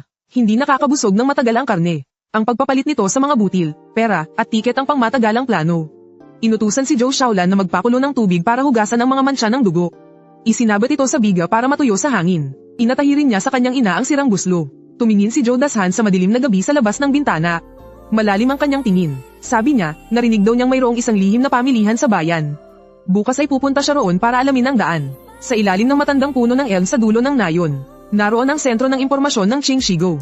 Sa sandaling iyon, katatapos lang nilang humigop ng sabaw ng ligaw na gulay na sa sobrang labnaw ay makikita mo na ang iyong anino.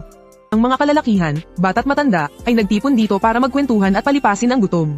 Dahan-daang lumapit si Joe Dashan na nakapamulsa ang mga kamay. Nakatago sa kanyang dibdib ang napakapait, ngunit napakahalagang apdo ng baboy ramo. Pabulong na nagsalita si Zhang Liuzi na puno ng misteryo. Tumingin-tingin siya sa kaliwat kanan. Sabi niya, narinig niyo na ba? Sa abandonadong pagawaan ng tisya sa kanluran ng bayan. Tuwing una at 15 araw ng buwan, mayroong ganoon. Tinaas niya ang 2 daliri, at isinenyes ang numerong 8. Iyon ay isang sikretong salita, yaman mula sa 8 direksyon. May isang binata ang sumabat at nagtanong kung iyon ba ay tae ng kalapati. Binatukan siya ni Zhang Liuzi. At sinigawan, gusto mo na bang mamatay? Ang mga ganyang salita ba ay basta-basta na lang sinasabi. Ngunit dinugtungan niya, basta't huwag ka lang magpapakita ng yaman. Doon, makakapagpalit ka talaga ng pagkaing makapagliligtas buhay. Napanatag na ang kalooban ni Joe Dashan. Ngayon ang 14 sa kalendaryong lunar. Bukas ng gabi ang tamang oras. Sadyang nagpanggap siyang simple at walang muwang. Tinanong niya si Zhang Liuzi, totoo po bang makakapagpalit ng mga gamit doon? Sabi niya, narinig daw niya na delikadong lugar iyon. Tinitigan siya ni Zhang Liuzi. Sabi niya, medyo magulo nga roon. Pero mayroon pa ring mga patakaran. Tinanong siya nito kung gusto niyang pumunta. Napayuko si Joe Dashan at sinabing, naku, hindi ko po iyon magagawa. Sabi niya, sa kakarampot na ari-arian ng kanilang pamilya. Kahit daga ay iiyak sa gutom kapag pumasok sa kanilang bahay.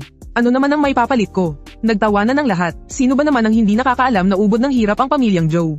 Nakitawan na lang si Joe Dashan na parang walang alam. Ngunit ang kamao sa loob ng manggas niya ay mahigpit na nakakuyom. Pagka-uwi sa bahay, isinarang mabuti ni Joe Dashan ang mga pinto at bintana. Direkta siyang nagtapat sa kanyang ina. Sinabi niyang pupunta siya sa syudad kinabukasan. Halos matusok sa sariling laman ng karayom na hawak ng kanyang ina nang sabihin nitong mahigpit ang inspeksyon sa lugar na iyon. Tinanong siya kung ano ang gagawin niya roon. Nag-imbento na lang ng kwento si Joe Dashan. Sinabi niyang maghahatid siya ng sulat sa kanyang pangalawang lolo sa ina. At isasabay na rin ang pagpapalit ng 2 hita ng baboy para sa pera at butil. Itinuro niya ang mga hita ng baboy ramo na nakasabit sa biga ng bahay na pinatuyo sa hangin ng magdamag. Sabi niya, kung kakainin lang nila ang karneng ito, para lang silang nag-uubos ng yaman nang walang pumapalit. Tatagal lang ito ng kalahating buwan sa pinakamatagal. Ang pagpapalit nito sa pera at rasyon ang tanging paraan para mabuhay ng matagal. Matapos ihanda ang lahat para sa pamilya, naglakbay ang kamalayan ni Joe Dashan sa espasyong imbakan sa kanyang isipan. Hindi maaari ang mga baril at bala. Masyadong agaw pansin ang mga delatang pangmilitar. Sa huli, ang kanyang tingin ay napako sa isang tumpok ng puting pulbos sa sulok. Iyon ay pinong puting asukal na pangmilitar. 500 gramo bawat supot. Nakabalot sa transparent na plastic. Walang anumang nakasulat. Sa mga panahong ito, kahit ang pulang asukal ay kailangan pa ng rasyon. Ang ganitong klase ng purong-purong puting asukal ay isang espesyal na supply para madugtungan ang buhay ng mga may malubhang karamdaman. Mas matatag pa sa ginto. Sa isang kilos ng kanyang isip, binuhos niya ang puting asukal sa inihandang sako na gawa sa magaspang na tela. Kumikinang na parang kristal ang mga butil sa ilaw ng gasera. Nanlaki ang mga mata ni Joe Shaolan. Nagtanong siya, ano yan? Kumuha si Joe Dashan ng kaunti at isinubo sa bibig ng kanyang nakababatang kapatid. Agad na napasingkit ang mga mata ni Joe Xiaomei. Matamis, aniya, mas matamis pa sa candy tuwing bagong taon. Sabi ni Joe Dashan, puting asukal ito. Ito ang ating magiging unang malaking kita. Kinabukasan, bago pa man magliwanag, umalis na si Joe Dashan, pasan-pasan ang mabigat na buslo. Nasa ilalim ang puting asukal. Nakadagan sa gitna ang mga hita ng baboy ramo. Sa ibabaw, tinakpan nito ng licorice at ilang mga sirang patpat. May dala pa siyang 8 nilagang itlog ng ligaw na ibon sa loob ng damit niya para gawing baon. 40 linadaan sa bundok. Kung dati pa ito, siguradong bumagsak na siya sa pagod. Pero ngayon, dahil uminom siya ng space water at kumain ng karne, para siyang may pakpak sa bilis maglakad. Nakarating na siya sa bayan. Hindi siya agad kumilos. Nagpalipas siya ng oras hanggang 2:00 ng madaling araw. Ito ang pinakamadilim na oras bago mag-umaga. Ito rin ang pinakaabalang oras sa palengke sa dilim. Pumasok si Joe Dashan sa isang pampublikong palikuran. Paglabas niya, makapal na ang uling mula sa ilalim ng kaldero na nakapahid sa kanyang mukha. Binaliktad niya ang suot niyang punit na jacket para makita ang mga tagping gawa sa balat ng tupa. Isang sombrerong gawa sa balat ng aso ang tumatakip sa halos buong mukha niya. Sa itsura niyang ito, kahit sarili niyang ina ay hindi siya makikilala. Kinapa niya ang daan papunta sa entrada ng abandonadong pabrika ng ladrilyo sa kanlurang bahagi ng lungsod. May dalawang matipunong lalaki na may hawak na pamalong kahoy ang nakatayo roon. Sumigaw ang isa, bayad sa pagpasok. Hindi na nagsalita pa si Joe Dashan. Dumukot siya ng dalawang mainit-init pang itlog ng ligaw na ibon at inabot sa kanila. Pinisil-pisil ito ng lalaki. Nasiyahan, tumagilid siya para padaanin siya. Sa loob, siksikan at nagdidilim sa dami ng tao. Walang ilaw, tanging ang panakanakang liwanag lang mula sa mga posporong sinisindihan, na nagbibigay liwanag sa mga mukhang sekim at mapagmatsyag. Ang hangin ay puno ng amoy ng pinagpawisan at amag. Ito ang lugar kung saan nagtitipon ang mga pagnanasa. Humanap si Joe Dashan ng isang sulok at doon naupo. Bahagya niyang itinaas ang takip ng kanyang tiklis, para ilantad ang kapirasong mapulang balat ng hita ng baboy. Wala pang 2 minuto, isang payat na matandang lalaki ang lumapit. Nagtatanong kung paano niya ibebenta ang karne. Sinabi ni Joe Dashan na ang tinatanggap lang niya ay mga tiket para sa masustansyang butil o industrial coupon. Sinabi ng matanda na pera lang ang mayroon siya. Agad na tumanggi si Joe Dashan. Sunod-sunod niyang tinanggihan ang ilang grupo pa. Naghihintay siya ng malaking isda sa gitna ng mga naghahanap ng murang bilihin. Sa wakas, isang lalaking nasa katanghaliang gulang at nakasuot ng military overcoat ang lumapit. Matatag ang kanyang mga hakbang. Matalas ang kanyang tingin. Sa isang tingin pa lang, alam mo nang hindi siya basta-basta. Huminto siya sa harap ni Joe Dashan. Ang tingin niya ay parang punyal na tumusok sa basket sa likuran. Sinabing gusto niyang tingnan. Tinaas ni Joe Dashan ang tuyong dayami. Hinipo ng lalaki ang karne. Tinaas niya ang kanyang kilay at sinabing baboy ramo ito. Ang hita sa likod ay puro laman. Magandang klase, at tinanong kung gaano karami. Sinabi ni Joe Dashan na 40 gin. Naging direkta ang lalaki. Sinabi niyang kukunin niya ang lahat. Sinabihan niya si Joe Dashan na magpresyo. Tinanong ni Joe Dashan kung ano ang mayroon siya. Naglabas ang lalaki ng isang tumpok na mga kupon. Ngumiti siya at sinabing may national grain coupons siya, industrial coupons, cloth coupons, pati bicycle coupons ay mayroon siya.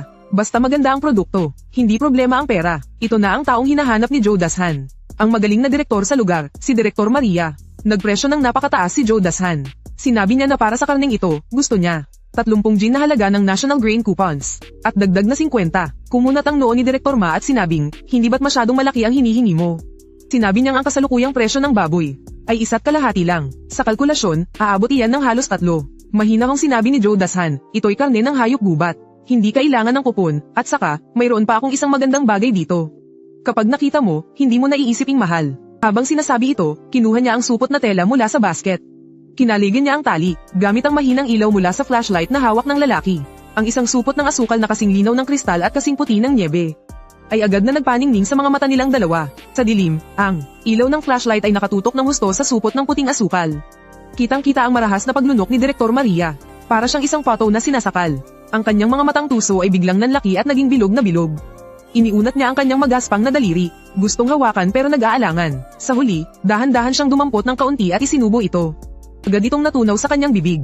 Ang purong-purong tamis at linamnam ay tumatagos hanggang kaluluwa. Napasinghap si matandang Maria. Bigla siyang tumingala at tinitigan si Joe Dashan. Nagbago ang tingin niya. Kanina, ang tingin niya sa karne ay parang sa isang mangangaso. Ngayon, para na siyang nakatingin sa isang naglalakad na bundok ng ginto. Paos ang kanyang boses. May bahid ng pagsuyo. Nagtanong siya kung saan nakuha ang ganito kagandang klase. Malamig na isinara ni Joe Dashan ang kanyang supot. Sinilid niya ito pabalik sa kanyang tiklis. Sinabing huwag na niyang alamin iyon. Sabihin na lang daw kung kukunin niya o hindi. Kung hindi niya kukunin, sa iba na lang siya pupunta. Sinasabi iyon habang akmang tatayo. Nag-alala si matandang Maria. Mabilis niyang pinigilan ang tiklis. Nakakagulat ang lakas niya. Pinakiusapan siyang huwag umalis. Sinabi niyang sa lugar na ito, maliban sa kanya, si matandang Ma, walang sino mang maglalakas loob na kumuha ng ganito kalaking kalakal. Ang paghahanap sa iba ay tiyak na pag-aaksaya lang. Huminto sa pagkilos si Joe Dashan. Sa kabila ng uling sa kanyang mukha, malamig niya itong tinitigan. Sinabing, kung gayon, pag-usapan na nila ang presyo. Huminga ng malalim si matandang Maria. Umikot ang kanyang mga mata. Sinabing maganda nga ang karneng baboy ramo. Pero sa panahon ngayon, hindi na ito pambihira. 2 bawat isa, kukunin na niya lahat. Tumatawad pa rin siya. Humalakhak si Joe Dashan. Pinasan ang kanyang tiklis at akmang aalis na. Sinabi niyang hindi sinsero si matandang Maria. Ang hita ng baboy ramo ay mas malinamnam kaysa sa ordinaryong baboy. Tapos ganyang presyo lang ang ibibigay sa kanya. Mas mabuti pang sa kanya na lang iyon. Pinagpawisan ang noo ni matandang Maria. Sumigaw siya, 2, sige na, ako na ang bahala sa panganib. Ang 2 ay napakataas ng presyo. Hindi nagsalita si Joe Dashan. Tahimik lang siyang tinitigan. Sa kakatitig niya, kinilabutan si matandang Maria. Pagkalipas ng ilang segundo, dahan-daang nagsalita si Joe Dashan, ang karne ay 2 piso't 50 sentimo. Kahit 1 sentimo, hindi ko ibebenta. Nagngangalit ang mga ngipin ni Lau Maria. Halatang masakit sa kanya ang presyo. Sinabing, sige, 2 piso't 50 sentimo na kung 2 piso't 50 sentimo. Pero paano naman itong asukal? Ang kanyang tingin ay damaykit muli sa supot na tela. Sa panahong ito kung saan kahit pulang asukal ay limitado ang pagbili. Itong supot ng dekalidad at pinong puting asukal na pang-espesyal na supply ay isang estratehikong materyales. Kung magagamit ng maayos, maaaring maipagpalit sa mga bagay na hindi matatawaran ng halaga. Inilahad ni Joe Dashan ang isang kamay, nakabukas ang 5 daliri. Tuwang-tuwa si Lau Maria, nagtanong, 5 piso bawat kilo. Sinabing, kukunin ko lahat. Tiningnan siya ni Joe Dashan na parang isang tanga. Sinabing, ano bang iniisip niya? 5 kilo ng National Food Ration tickets. Dagdag pa ang 10 piso. Yan na ang pinakamababang presyo. Halos mapatalon si Lau Ma sa pagtatanong. 10 piso bawat kilo, at kailangan pa ng 5 kilong food ticket. Nagtanong, gawa ba sa ginto ang asukal na ito? Ang tono ni Joe Dashan ay kalmado na parang pinag-uusapan lang ang panahon. Sinabing, mas magagamit pa ito kaysa sa ginto. Ang kalidad nito, wala kang mahahanap na pangalawa sa buong probinsya. Alam mo kung gaano kabigat ang halaga nito kapag dinala mo sa malalaking compound para ipanregalo at makipag-ugnayan. Malinaw sa isip niya iyon. Kung sa tingin mo'y mahal, aalis na ako ngayon. Pagkasabi niyon, tumayo talaga siya at pumasok sa dilim. Inawag siya pabalik ni Lau Maria. Wala na siyang nagawa. Sinabing, ang batang ito ay masama ang budi at malupit. Hindi talaga tinatablan ng pambabola. Sinabi niyang suko na siya. Inagat ni Lau Ma ang kanyang bagang. Naglabas siya ng isang makapal na pligo ng mga tiket at pera. Nagsimulang magbilang. Sinabing, 40 kilo ng baboy. 2 piso't 50 sentimo bawat kilo.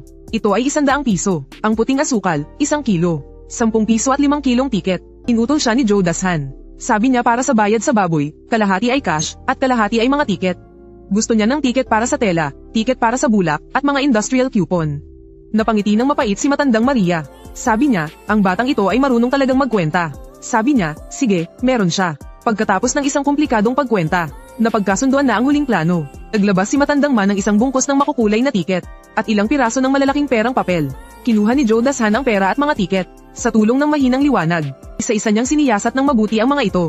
Ang nakaumbok na pakiramdam ng malalaking perang papel. Ang watermark sa mga tiket para sa bigas. Ang bawat piraso ay isang mabigat na pag-asa. 50 pisong cash. 30 kilo ng National Grain ticket. 10 talampakan ng tiket para sa tela. 2 kilo ng tiket para sa bulak.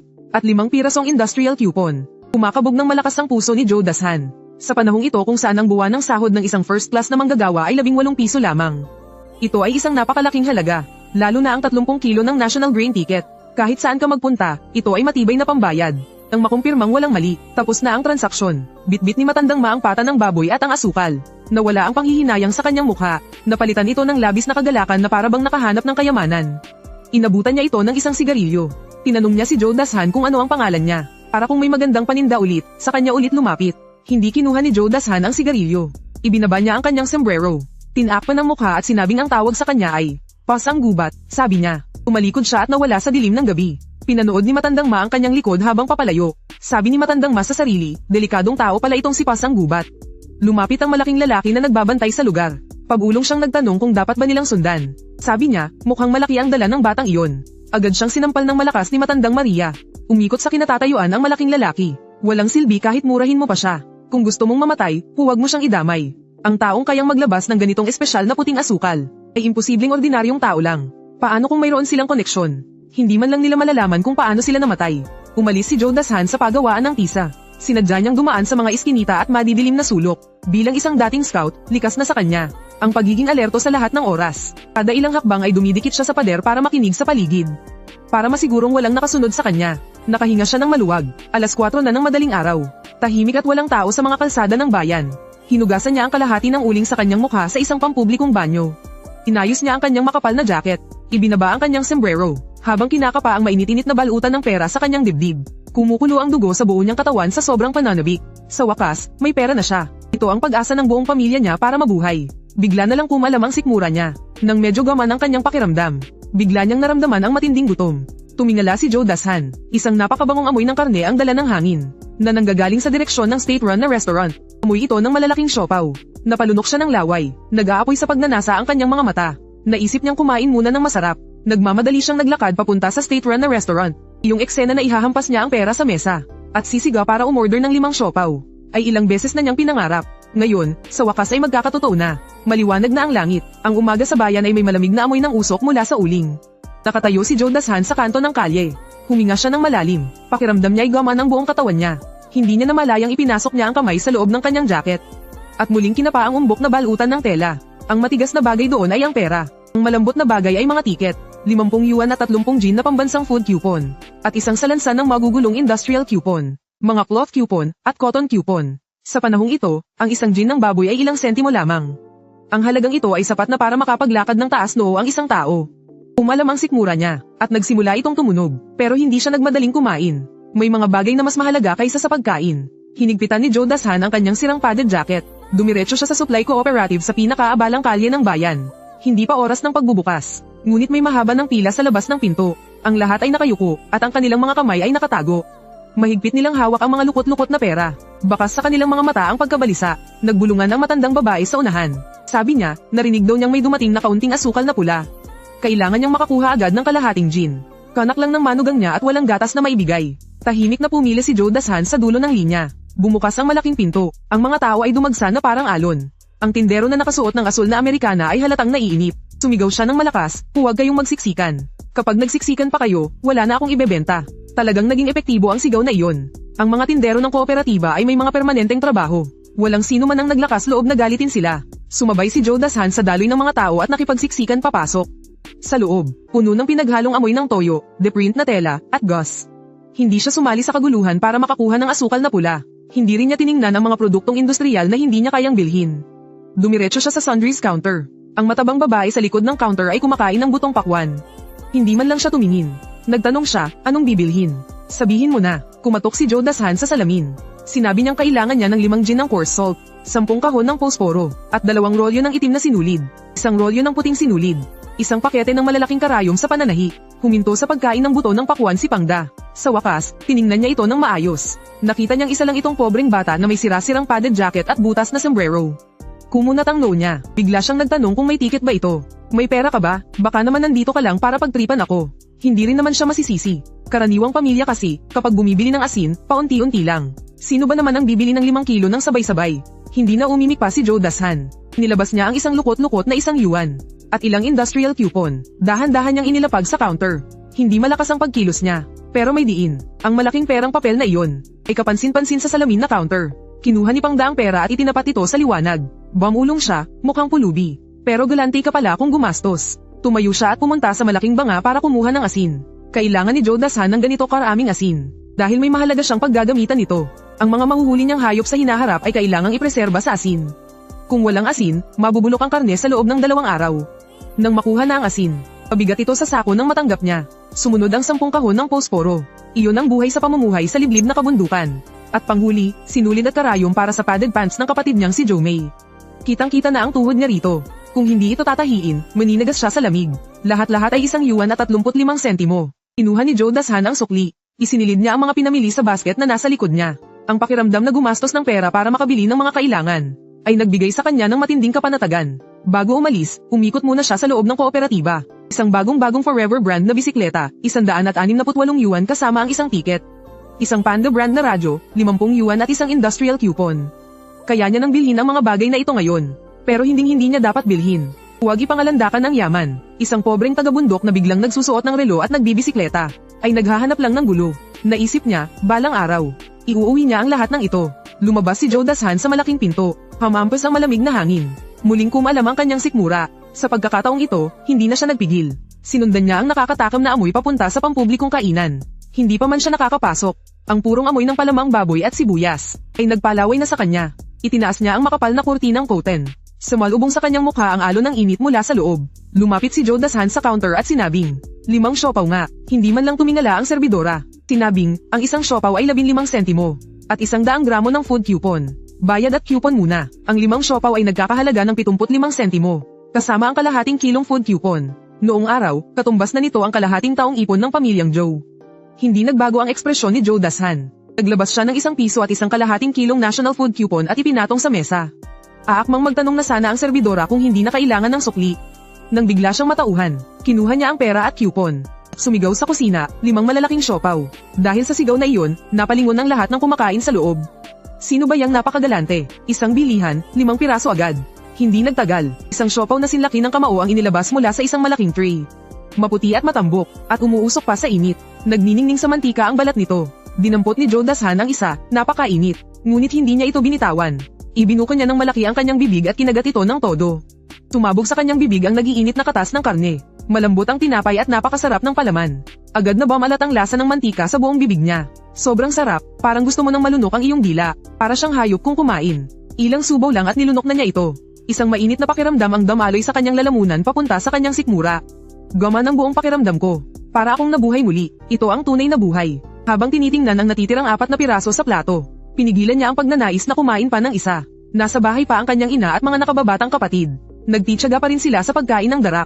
Humingi siya sa serbidor ng papel na pambalot. Sinabi niyang ipapabalot niya ito. Binalot ni Joe Dashan ng mahigpit ang 4 na siopaw. Isinuksok niya ito sa kanyang dibdib. Mahigpit na nakadikit sa kanyang puso. Inayos niya ang kanyang tindig at lumabas ng kainan. Habang sinasalubong ang napakalamig na hangin, mabilis siyang naglakad palabas ng syudad. Ang init sa kanyang dibdib ay nagbigay init din sa kanyang puso. Mahigit 40 linang daan sa bundok. Napakabilis maglakad ni Joe Dashan. Pagbalik niya sa Chingshigo, palubog na ang araw sa kanluran. Pagdating pa lang niya sa bungad ng nayon, may ilang mga taga-nayon na nagkukumpol-kumpol sa ilalim ng matandang puno ng elm.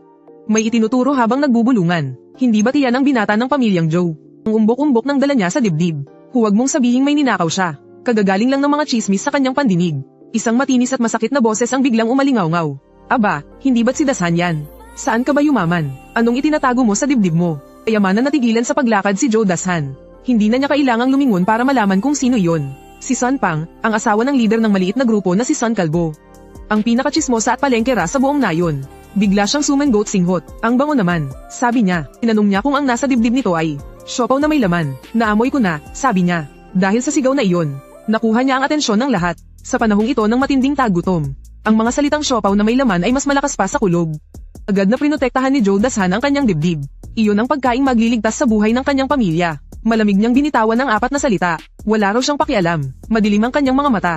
Para siyang isang nag-iisang lobo na nagbabantay ng kanyang pagkain. Saglit na natigilan si Sun Pang. Tapos ay bigla siyang nagalit at sinigawan itong bastos na bata. Nang ahas daw itong murahin ang mas nakakatanda. Sumigaw siya para magpatulong sa iba na humusga. Sinabi niyang siguradong may ninakaw ang anak ng pamilyang Joe na ito na mauubusan na ng lahi. Kung hindi, bakit daw niya ito itinatago ng mahigpit? Nagiba ang tingin ng mga taga-nayon. May pagdududa at kasakiman na dulot ng gutom. Kung ito ay ninakaw, baka makakuha sila ng kopiraso kapag kinumpis ka ito.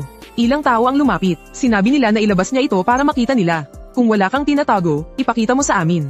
Kumukulo ang dugo ni Joe Dashan. Pero hindi siya pwedeng lumaban. Kapag lumaban siya, mawawala ang mga siopaw. Sinabi niyang tumabi sila. Sinabi niyang pumunta siya sa syudad para maghatid ng sulat sa kanyang lolo sa tuhod. Ito raw ang regalo nito sa kanya pabalik. Tinanong niya kung kailangan pa ba niyang ilabas ito para paghatian nila. Habang natitigilan ng lahat, ibinaba niya ang kanyang balikat, at malakas na sumugod pasulong. Naitulak niya si Sun Pang na nakaharang sa daan. Mabilis siyang tumakbo, sumuot siya sa isang eskinita at tumakas. Nagtatalon sa galit si Tia Sun Pang. Sumisigaw na humanda raw ito. Sinabi niyang hahanapin niya ang pamilya nito. Mabilis na pumasok si Joe Dashan sa kanilang sirang bakuran. Agad niyang isinara ang pinto at isinara ito ng mahigpit. Naging madilim sa loob ng bahay. Ang kanyang ina at kapatid na babae ay magkasamang nakabaluktot sa ilalim ng kumot. Blanko ang kanilang mga mata dahil sa gutom. Mahinang tumawag si Joe Xiaomei, "Kuya." Inilabas ni Joe Dashan ang balot na papel. At mabilis itong binuksan. Isang malakas na amoy ng karne at sibuyas ang biglang kumalat. Ang walang buhay na silid ay tila nabuhay at hindi mapigilan ni Joe Xiaomei ang paglalaway. Napalunok ng malakas si Joe Xiaolan. Nilapag ni Joe Dashan ang 4 na siopaw na medyo mainit-init pa. Sa ibabaw ng mesa, sinabi niyang kainin habang mainit pa. Hawak-hawak ni Joe Xiaomei ang siopaw na mas malaki pa sa kanyang kamao. Kumagit siya ng isang beses. Napuno ng katas ang kanyang bibig. Sunod-sunod na pamatak ang kanyang mga luha. Sinabi niyang ang sarap-sarap, pero hindi magawang kumain ng kanilang ina. Tinangka niya itong isa uli. Pilit itong ibinalik ni Joe Dashan sa kanya. Sinabi niyang kumain na siya sa syudad. Bigay raw ito ng pangalawa nilang lolo. Kaya kumain na raw sila ng walang alalahanin. Ang tanging maririnig sa loob ng bahay ay ang tunog ng paglunok at pigil na pag-iyak.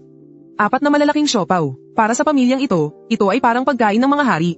Pagkatapos kumain, dinilaan ni Joe Xiaomei hanggang sa luminas ang papel na pinaglagyan nito. Nagtanong siya sa kanyang kuya na may mukhang puno ng kasiyahan. Nanaginip ba ako? Sinabi ni Joe Dashan na hindi ito panaginip. Mula ngayon, araw-araw na tayong kakain ng karne. Ngunit, ang masayang sandali ay panandalian lamang. Biglang may narinig na magugulong yabag sa labas ng bakuran. Umalingaw-ngaw ang nakakainis na boses ni Sun Pang. Sumisigaw siya, "Dito yun." Nakita raw niya mismo na may daladala itong siopaw. Siguradong nagnakaw yan ng manok ng brigada. Sumunod ang malakas na sigaw ni Sun Tuzi. Sumisigaw na buksan ni Joe Dashan ang pinto. May nag-report daw na nagsasagawa ito ng iligal na pagnenegosyo at pagnanakaw sa ari-arian ng komunidad. Pinapabuksan siya kaagad ng pinto para sa isang inspeksyon. Ang kapaligiran sa loob ng bahay ay biglang nanigas. Namutla ang mukha ng kanilang ina sa takot. Ang pagnanakaw sa ari-arian ng komunidad ay isang mabigat na krimen. Tumayo si Joe Dashan. "Huwag kayong matakot," sabi niya habang biglang nanlamig ang kanyang tingin. Inutusan niya si Zhou Xiaolan na sunugin ng papel na may mantika at itapon sa kalan. Pagkatapos ay naglakad siya papunta sa pinto. Ipinatong niya ang kanyang kamay sa trangka ng pinto. Ikinonekta niya ang kanyang isipan sa bodega. Dahil sila na ang naghahanap ng gulo, huwag siyang sisihin kung hindi siya magiging magalang. Malakas na hinailan ni Zhou Dashan ang pinto para bumukas. Pumasok ang malamig na hangin kasama ang niebe. Sa labas ng pinto, may isang kulutong ng mga tao. Ang namumuna, si Kalbong Son, ay mayroong mabagsik na mukha. Sa tabi niya ay sumusunod ang mayabang na si Tabang Son at 2 miyembro ng milisya na may hawak na pamalo. Nakahalukip-kip si Zhou Dashan. Mula sa itaas ay tiningnan niya sila. Nagtanong siya kung sino ang nagsabing nagnakaw siya. Sinabi niyang kung walang maipapakitang ebidensya, kung sino man ang maglakas loob na pumasok sa bahay ngayon, sisiguraduhin niyang lalabas itong nakahiga. Ikinumpas ni Kalbong Son ang kanyang kamay at inutusan ng mga tao na maghalughog. Sinabi niyang hindi siya makapaniwala. Kung wala silang mahanap, hahayaan niyang tanggalin ni Zhou Dashan ang kanyang ulo at gawing bola. Itinulak ng 2 miyembro ng milisya si Zhou Dashan at pumasok sa bahay, hinalughog ang lahat. Si Tabang Son, na parang isang pasang gubat, ay dumiretso sa higaan. Sinabi niyang siguradong itinago ito. Sinabi niyang naamoy niya raw ito. Kinuha niya ang basket na dala ni Zhou Dashan. Itinaob niya ito, tanging ilang tuyong sanga at isang kumpol ng damong ang laman. Natulala si Tabang Son dahil walang laman ito. Hindi makapaniwala, inilabas niya ang damo gamit ang kanyang kamay. Damo pa rin, pero ang malaking supot ng asin kanina, at mga posporo, sinulid at karayom ay nawala lahat. Malamig na ngumisi si Zhou Dashan habang nakasandal sa pader. Kahit mga Diyos ay hindi mahahanap ang lugar na iyon. Sumigaw si Tabang Son na imposible ito. Siguradong nakatago lang dito sa bahay. Inutusan niya ang mga tao na tingnan ang kalan. Tinaas niya ang takip ng kaldero at sinabing mainit pa ito. Lumapit ang lahat para tingnan. Sa loob ng kaldero ay kumukulo ang isang sabaw ng ligaw na gulay na walang kahit anong sahog. Wala man lang kahit isang patak ng mantika. Natahimik ang lahat. Tinitigan ng masama ni Zhou Dashan si Tabang Son. Itinanong niya kung ito ba ang ninakaw na bagay na hinahanap nito. Sinabi niyang ito ay sabaw ng ligaw na gulay.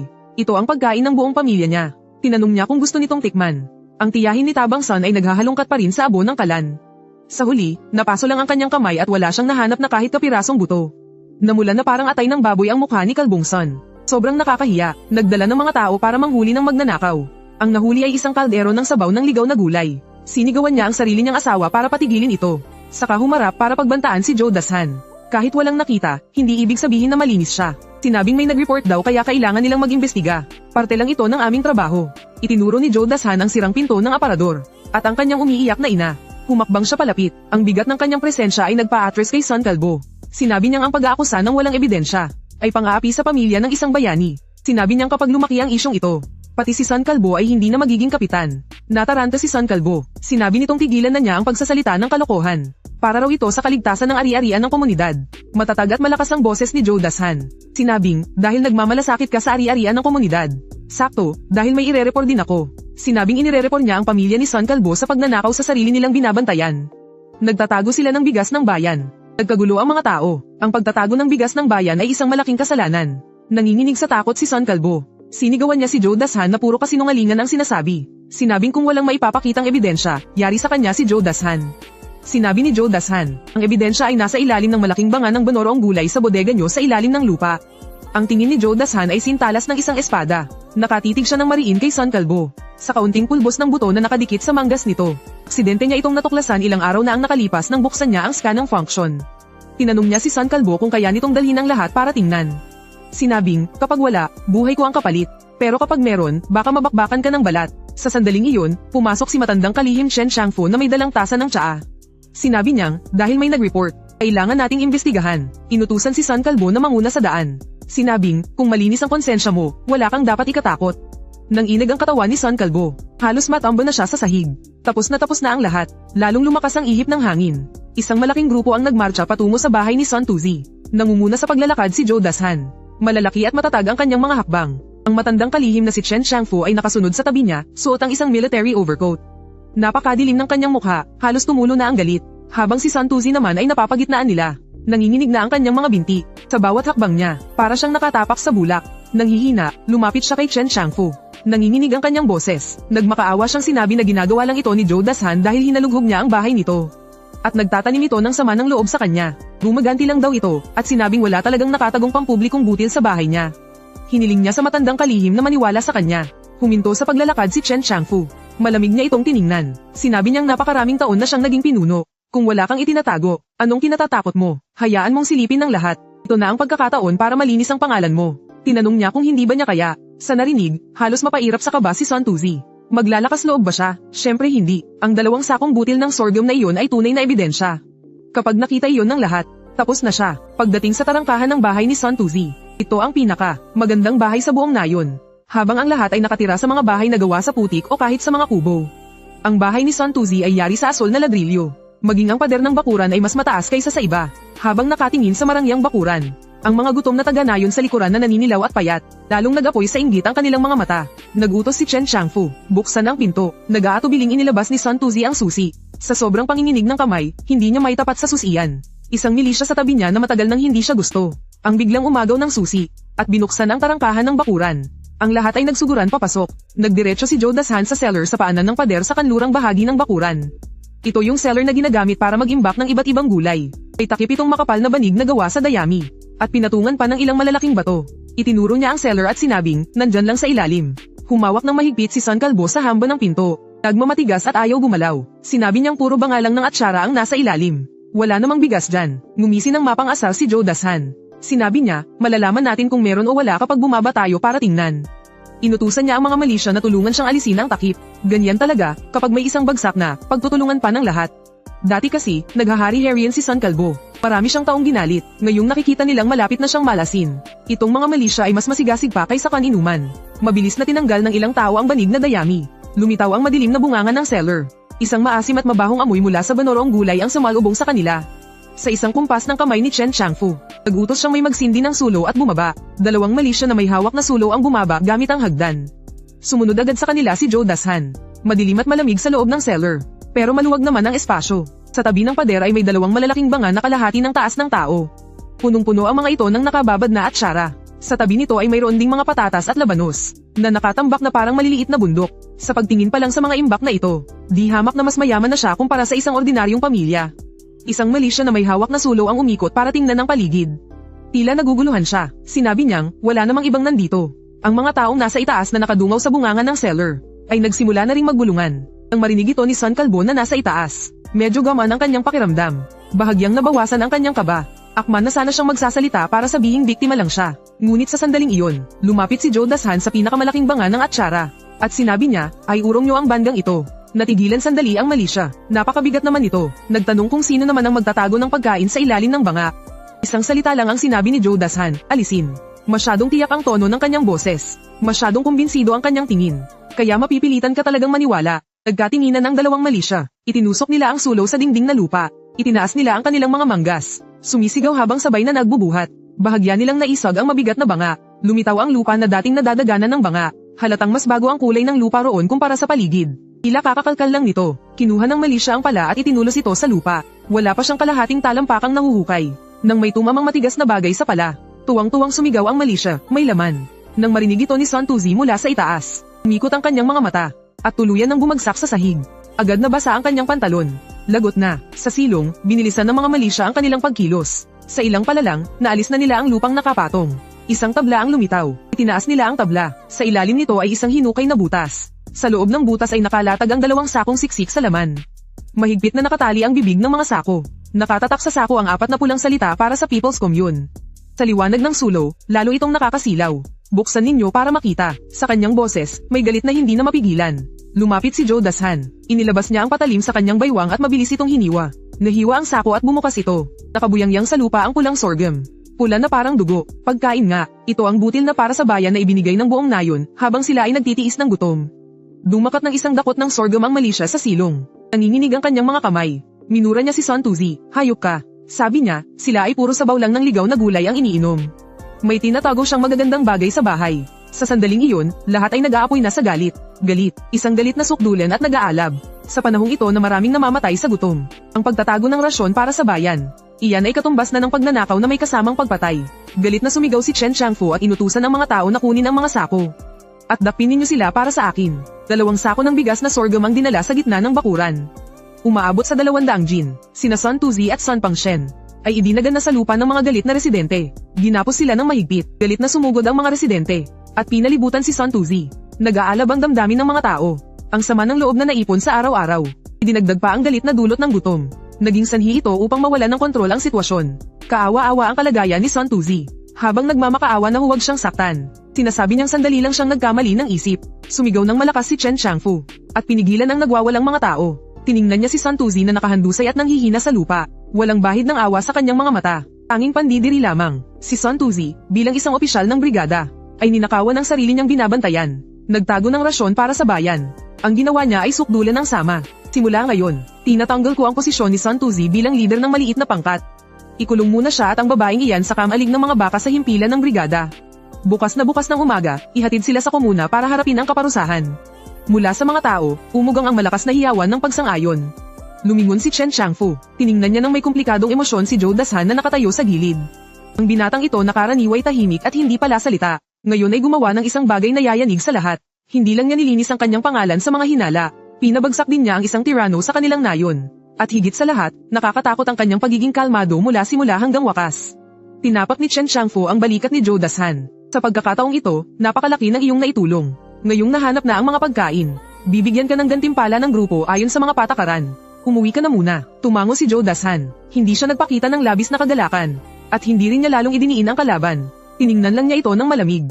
Ang kaawa-awang si Sun Tuzi na nasa sahig. Mababakas sa kanyang mga mata ang isang uri ng kalamigan. Hindi ko na kailangan ng gantimpala. Basta sa hinaharap, wala nang basta-bastang mga api sa aming ulilang mag-ina. Kontento na ako. Pagkasabi niyon, hinigpitan niya ang kanyang sirang jacket na panggiginaw. At tumalikod para lumabas ng bakuran. Pinanood ng mga taga-nayon sa likuran niya ang kanyang papalayo na anyo. Nagbago ang tingin nila sa kanya. Dati, ang tingin nila kay Zhou Dashan ay isang kaawa-awang nilalang. Isang taong walang kinabukasan. Matindi pala ang binatang ito. Mula ngayon, sino man ang magtangkang pag-interesin ng pamilya Zhou, kailangan muna nilang sukatin ang kanilang sarili. Kung kaya ba nilang sapitin ang nangyari kay Sun Tuzi. Pagdating niya sa bahay, tuluyan ng dumilim sa labas. Walang ilaw sa loob ng bahay. Malamig ang kaldero at malamig ang kalan. Ngunit nag-aalab ang puso ni Zhou Dashan. Maganda ang naging laban na ito. Hindi lang nito nalutas ang kasalukuyang krisis. Nagsilbi rin itong babala sa iba. At tuluyan niyang naitatag ang kanyang pangalan. Narinig ni Zhou Xiaomei ang ingay. At inilabas ang kanyang ulo mula sa kumot. Mahina siyang nagtanong, wala na bang problema? Kinapa ni Zhou Dashan ang daan sa dilim papunta sa tabi ng higaan. At inayos ang kumot ng kanyang kapatid. Sinabi niyang, wala na.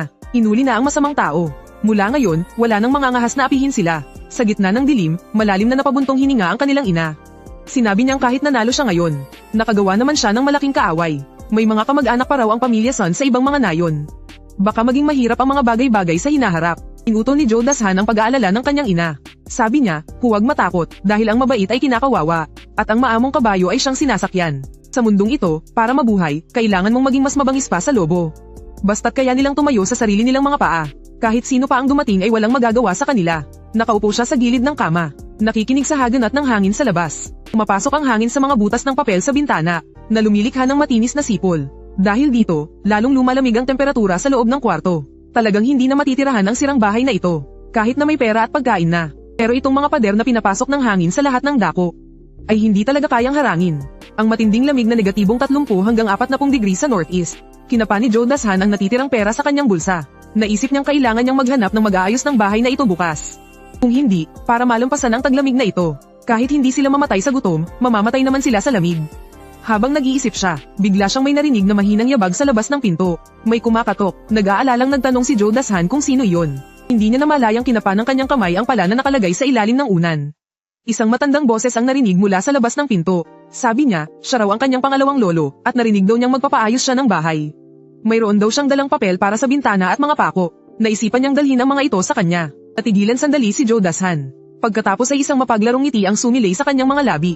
Ang kanyang pangalawang lolo, na wala pang 50 metro ang layo ng bahay sa kanila, ay isang kamag-anak na 3 taon nang hindi dumadalaw. Mukhang ito na nga ang benepisyong dala ng kapangyarihan. Ang bilis talagang magbago ng pakikitungo ng mga tao.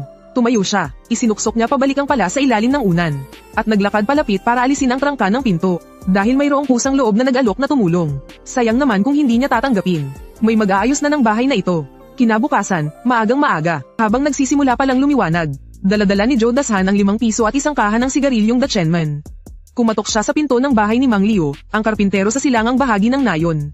Si Mang Liu ay isang tapat at simpleng manggagawa. Sa buong buhay niya, 2 bagay lang ang alam niyang gawin, uminom ng alak at magkarpintero. Nakasuot si Mang Liu ng isang sirang jacket na may palaman. Inaantok pa niyang binuksan ang pinto, at nakita niya si Zhou Dashan. Agad na nagliwanag ang kanyang malabong mga mata. Ang balita tungkol sa pagkakahuli sa kalbong si Sun Tuzi kagabi ay kumalat na sa buong nayon. Sa mga oras na iyon, sa mata ng mga taga-nayon si Zhou Dashan ay isang taong mapanganib at hindi dapat banggin. Hindi na nagpaligoy-ligoy pa si Zhou Dashan. Diretsahan niyang isinuksok ang kaha ng Dutchman sa kamay ni Mang Leo. Sinabi niyang mayroon siyang ipapakiusap dito. Sabi niya, ang bahay daw niya ay masyadong pinapasok ng hangin. Gusto niyang hilingin ang tulong nito na ayusin ito para hindi na malamig. At kung maaari, kumpunihin na rin ang mga bintana. Pinapaka pa ni Mang Leo ang kahon ng sigarilyo sa kanyang kamay. Totoong sigarilyo nga, napalunok siya. Bihira na lang ang sigarilyo sa mga panahong ito. Lalo na ang isang magandang klase ng sigarilyo na tulad ng Dutchman. Medyo nag-aalangang kinus at kusot ni Mang Leo ang kanyang mga kamay. Sinabi niyang kaya naman niyang gawin ang trabaho. Pero sa ngayon ay walang taong bakante sa grupo. Kailangan din niyang pumasok sa trabaho. At mahirap din daw makahanap ng mga materyales para sa pagkukumpuni. Muling dumukot si Joe Dashan sa kanyang bulsa. At naglabas ng 2 tig-1 pisong papel. Itinapat niya ito sa palad ni Mang Leo na puno ng kalyo. Sinabi niyang mayroon siyang pera. Ang perang ito ay bilang kabayaran sa trabaho. Tungkol naman sa kanyang trabaho sa komunidad. Siya na ang kakausap sa matandang kapitan. Sasabihin niyang ang bahay niya ay delikado na. At kailangan ng kumpunihin. Siguradong aaprobahan iyon ng grupo. Habang tinitingnan ang 2 bagong-bagong papel de bangko. Nanginginig ang kamay ni Mang Leo. 2 piso kahit magtrabaho pa siya ng 1 buwan para sa baryo. Hindi pa rin tiyak kung makakakuha siya ng ganoong kalaking halaga. Kinuha ni Mang Leo ang pera at isinuksok ang sigarilyo sa loob ng kanyang damit. Agad na tumuwid ang kanyang tayo. Sinabi niya na dahil diretsahan kausap si Joe Dashan, hindi na rin siya mag-aalinlangan pa. Kukuha na siya ng mga kagamitan. Kahit na ikamati pa niya ngayon, kailangan niyang gawing mainit at komportable ang bahay nila. Nang may pera at may tao, mas naging madali na ang mga bagay-bagay. Pumunta ulit si Joe Dashan sa himpilan ng brigada. Kinausap niya ang matandang kalihim ng sangay. Nag-aalala noon si Chen Changfu kung paano niya aalagaan ang bayaning si Joe Dashan. Nang marinig niyang pag-aayos lang ng bahay, walang atubiling inaprobahan niya agad ang permiso. Nagbigay pa siya ng espesyal na pahintulot para sa 2 truck ng dilaw na putik at 1 tumpok ng dayami ng trigo. Alas 9 ng umaga, nagsimulang maging abala ang sira-sirang bahay ng pamilya Joe. Mahusay magtrabaho si Karpinterong Leo. Una niyang tinanggal ang gumigiwang na hambo ng bintana at kinatem ang mga nabulok na bahagi. Pagkatapos ay pinalitan niya ito ng bagong kahoy. Ang mga kusot ay lumilipad na parang mga snowflake. May kasama itong mabangong amoy ng kahoy na pino. Hindi rin naman nagpapahinga si Joe Dashan. Naghahalo siya ng putik at nagbubuhat ng ladrilyo. Kasama ni Karpinterong Leo na binabakbak ang kalahating gumuho. Habang winawasiwas ni Karpinterong Leo ang kanyang kutsara, itinuro niya ang makapal na itim na abo sa loob ng butas ng kalan. Sinabing matagal nang dapat ayusin ang kalan na ito. Barado na ang daanan ng usok. Kahit gaano karaming panggatong ang sunugin, hindi umiinit. Puro usok lang ang lumalabas. Kaya pala laging umuubo ang nanay niya. Pagsapit ng tanghali, hindi pinayagan ni Joe Dashan ang kanyang ina na gumawa ng sabaw ng ligaw na gulay. Lihim siyang kumuha mula sa kanyang space ng isang maliit na piraso ng natirang mantika ng baboy ramo. Tinadtad niya ito at inihalo sa mga bola-bola ang ligaw na gulay. At inilagay sa kaldero para ice steam. Lumabas ang mamantikang amoy. Napasinghot ang nagtatrabahong si Karpinterong Leo. Pati ang kilos ng kanyang mga kamay ay bumagal ng bahagya. Nakangiting sinabi ni Joe Dashan. Ngayong araw ay napagod siya ng husto. Kaya dito na lang siya kumain ng tanghalian. Walang masyadong espesyal na pagkain. May konting chicharon lang, hanggang sa inihain sa mesa ang ilang bola-bolang gulay na may tostadong taba. Nanlaki ang mga mata ni Karpintero Leo. Hindi na siya nagatubili. Dumampot siya ng isa at isinubo kaagad. Kumain siya ng punong-puno ng mantika ang kanyang bibig. Maging ang kanyang mga daliri ay dinilaan niyang malinis. Nang mabusog at makainom ng sapat, lalo siyang ginanahan sa pagtatrabaho. Pagsapit ng tanghali, ipinakita ni Karpintero Leo ang kanyang natatanging galing. Muli niyang idinisenyo ang loob ng butas ng kang. Ang daanan ng usok ay pinaliko-liko na parang isang maze. Sa ganitong paraan, mas matagal mananatili ang init sa loob ng kang. Nang palubog na ang araw, sa wakas ay natapos na rin ang proyekto. Ang bagong bintana ay nagpapapasok lang ng liwanag. Bagamat hindi ito kasing linaw ng salamin, napakabisa naman itong panangga sa hangin. Ang bagong gawang malaking kang ay sumikop sa kalahati ng silid. Ang ibabaw nito ay pinahiran ng isang patag na layer ng dilaw na putik.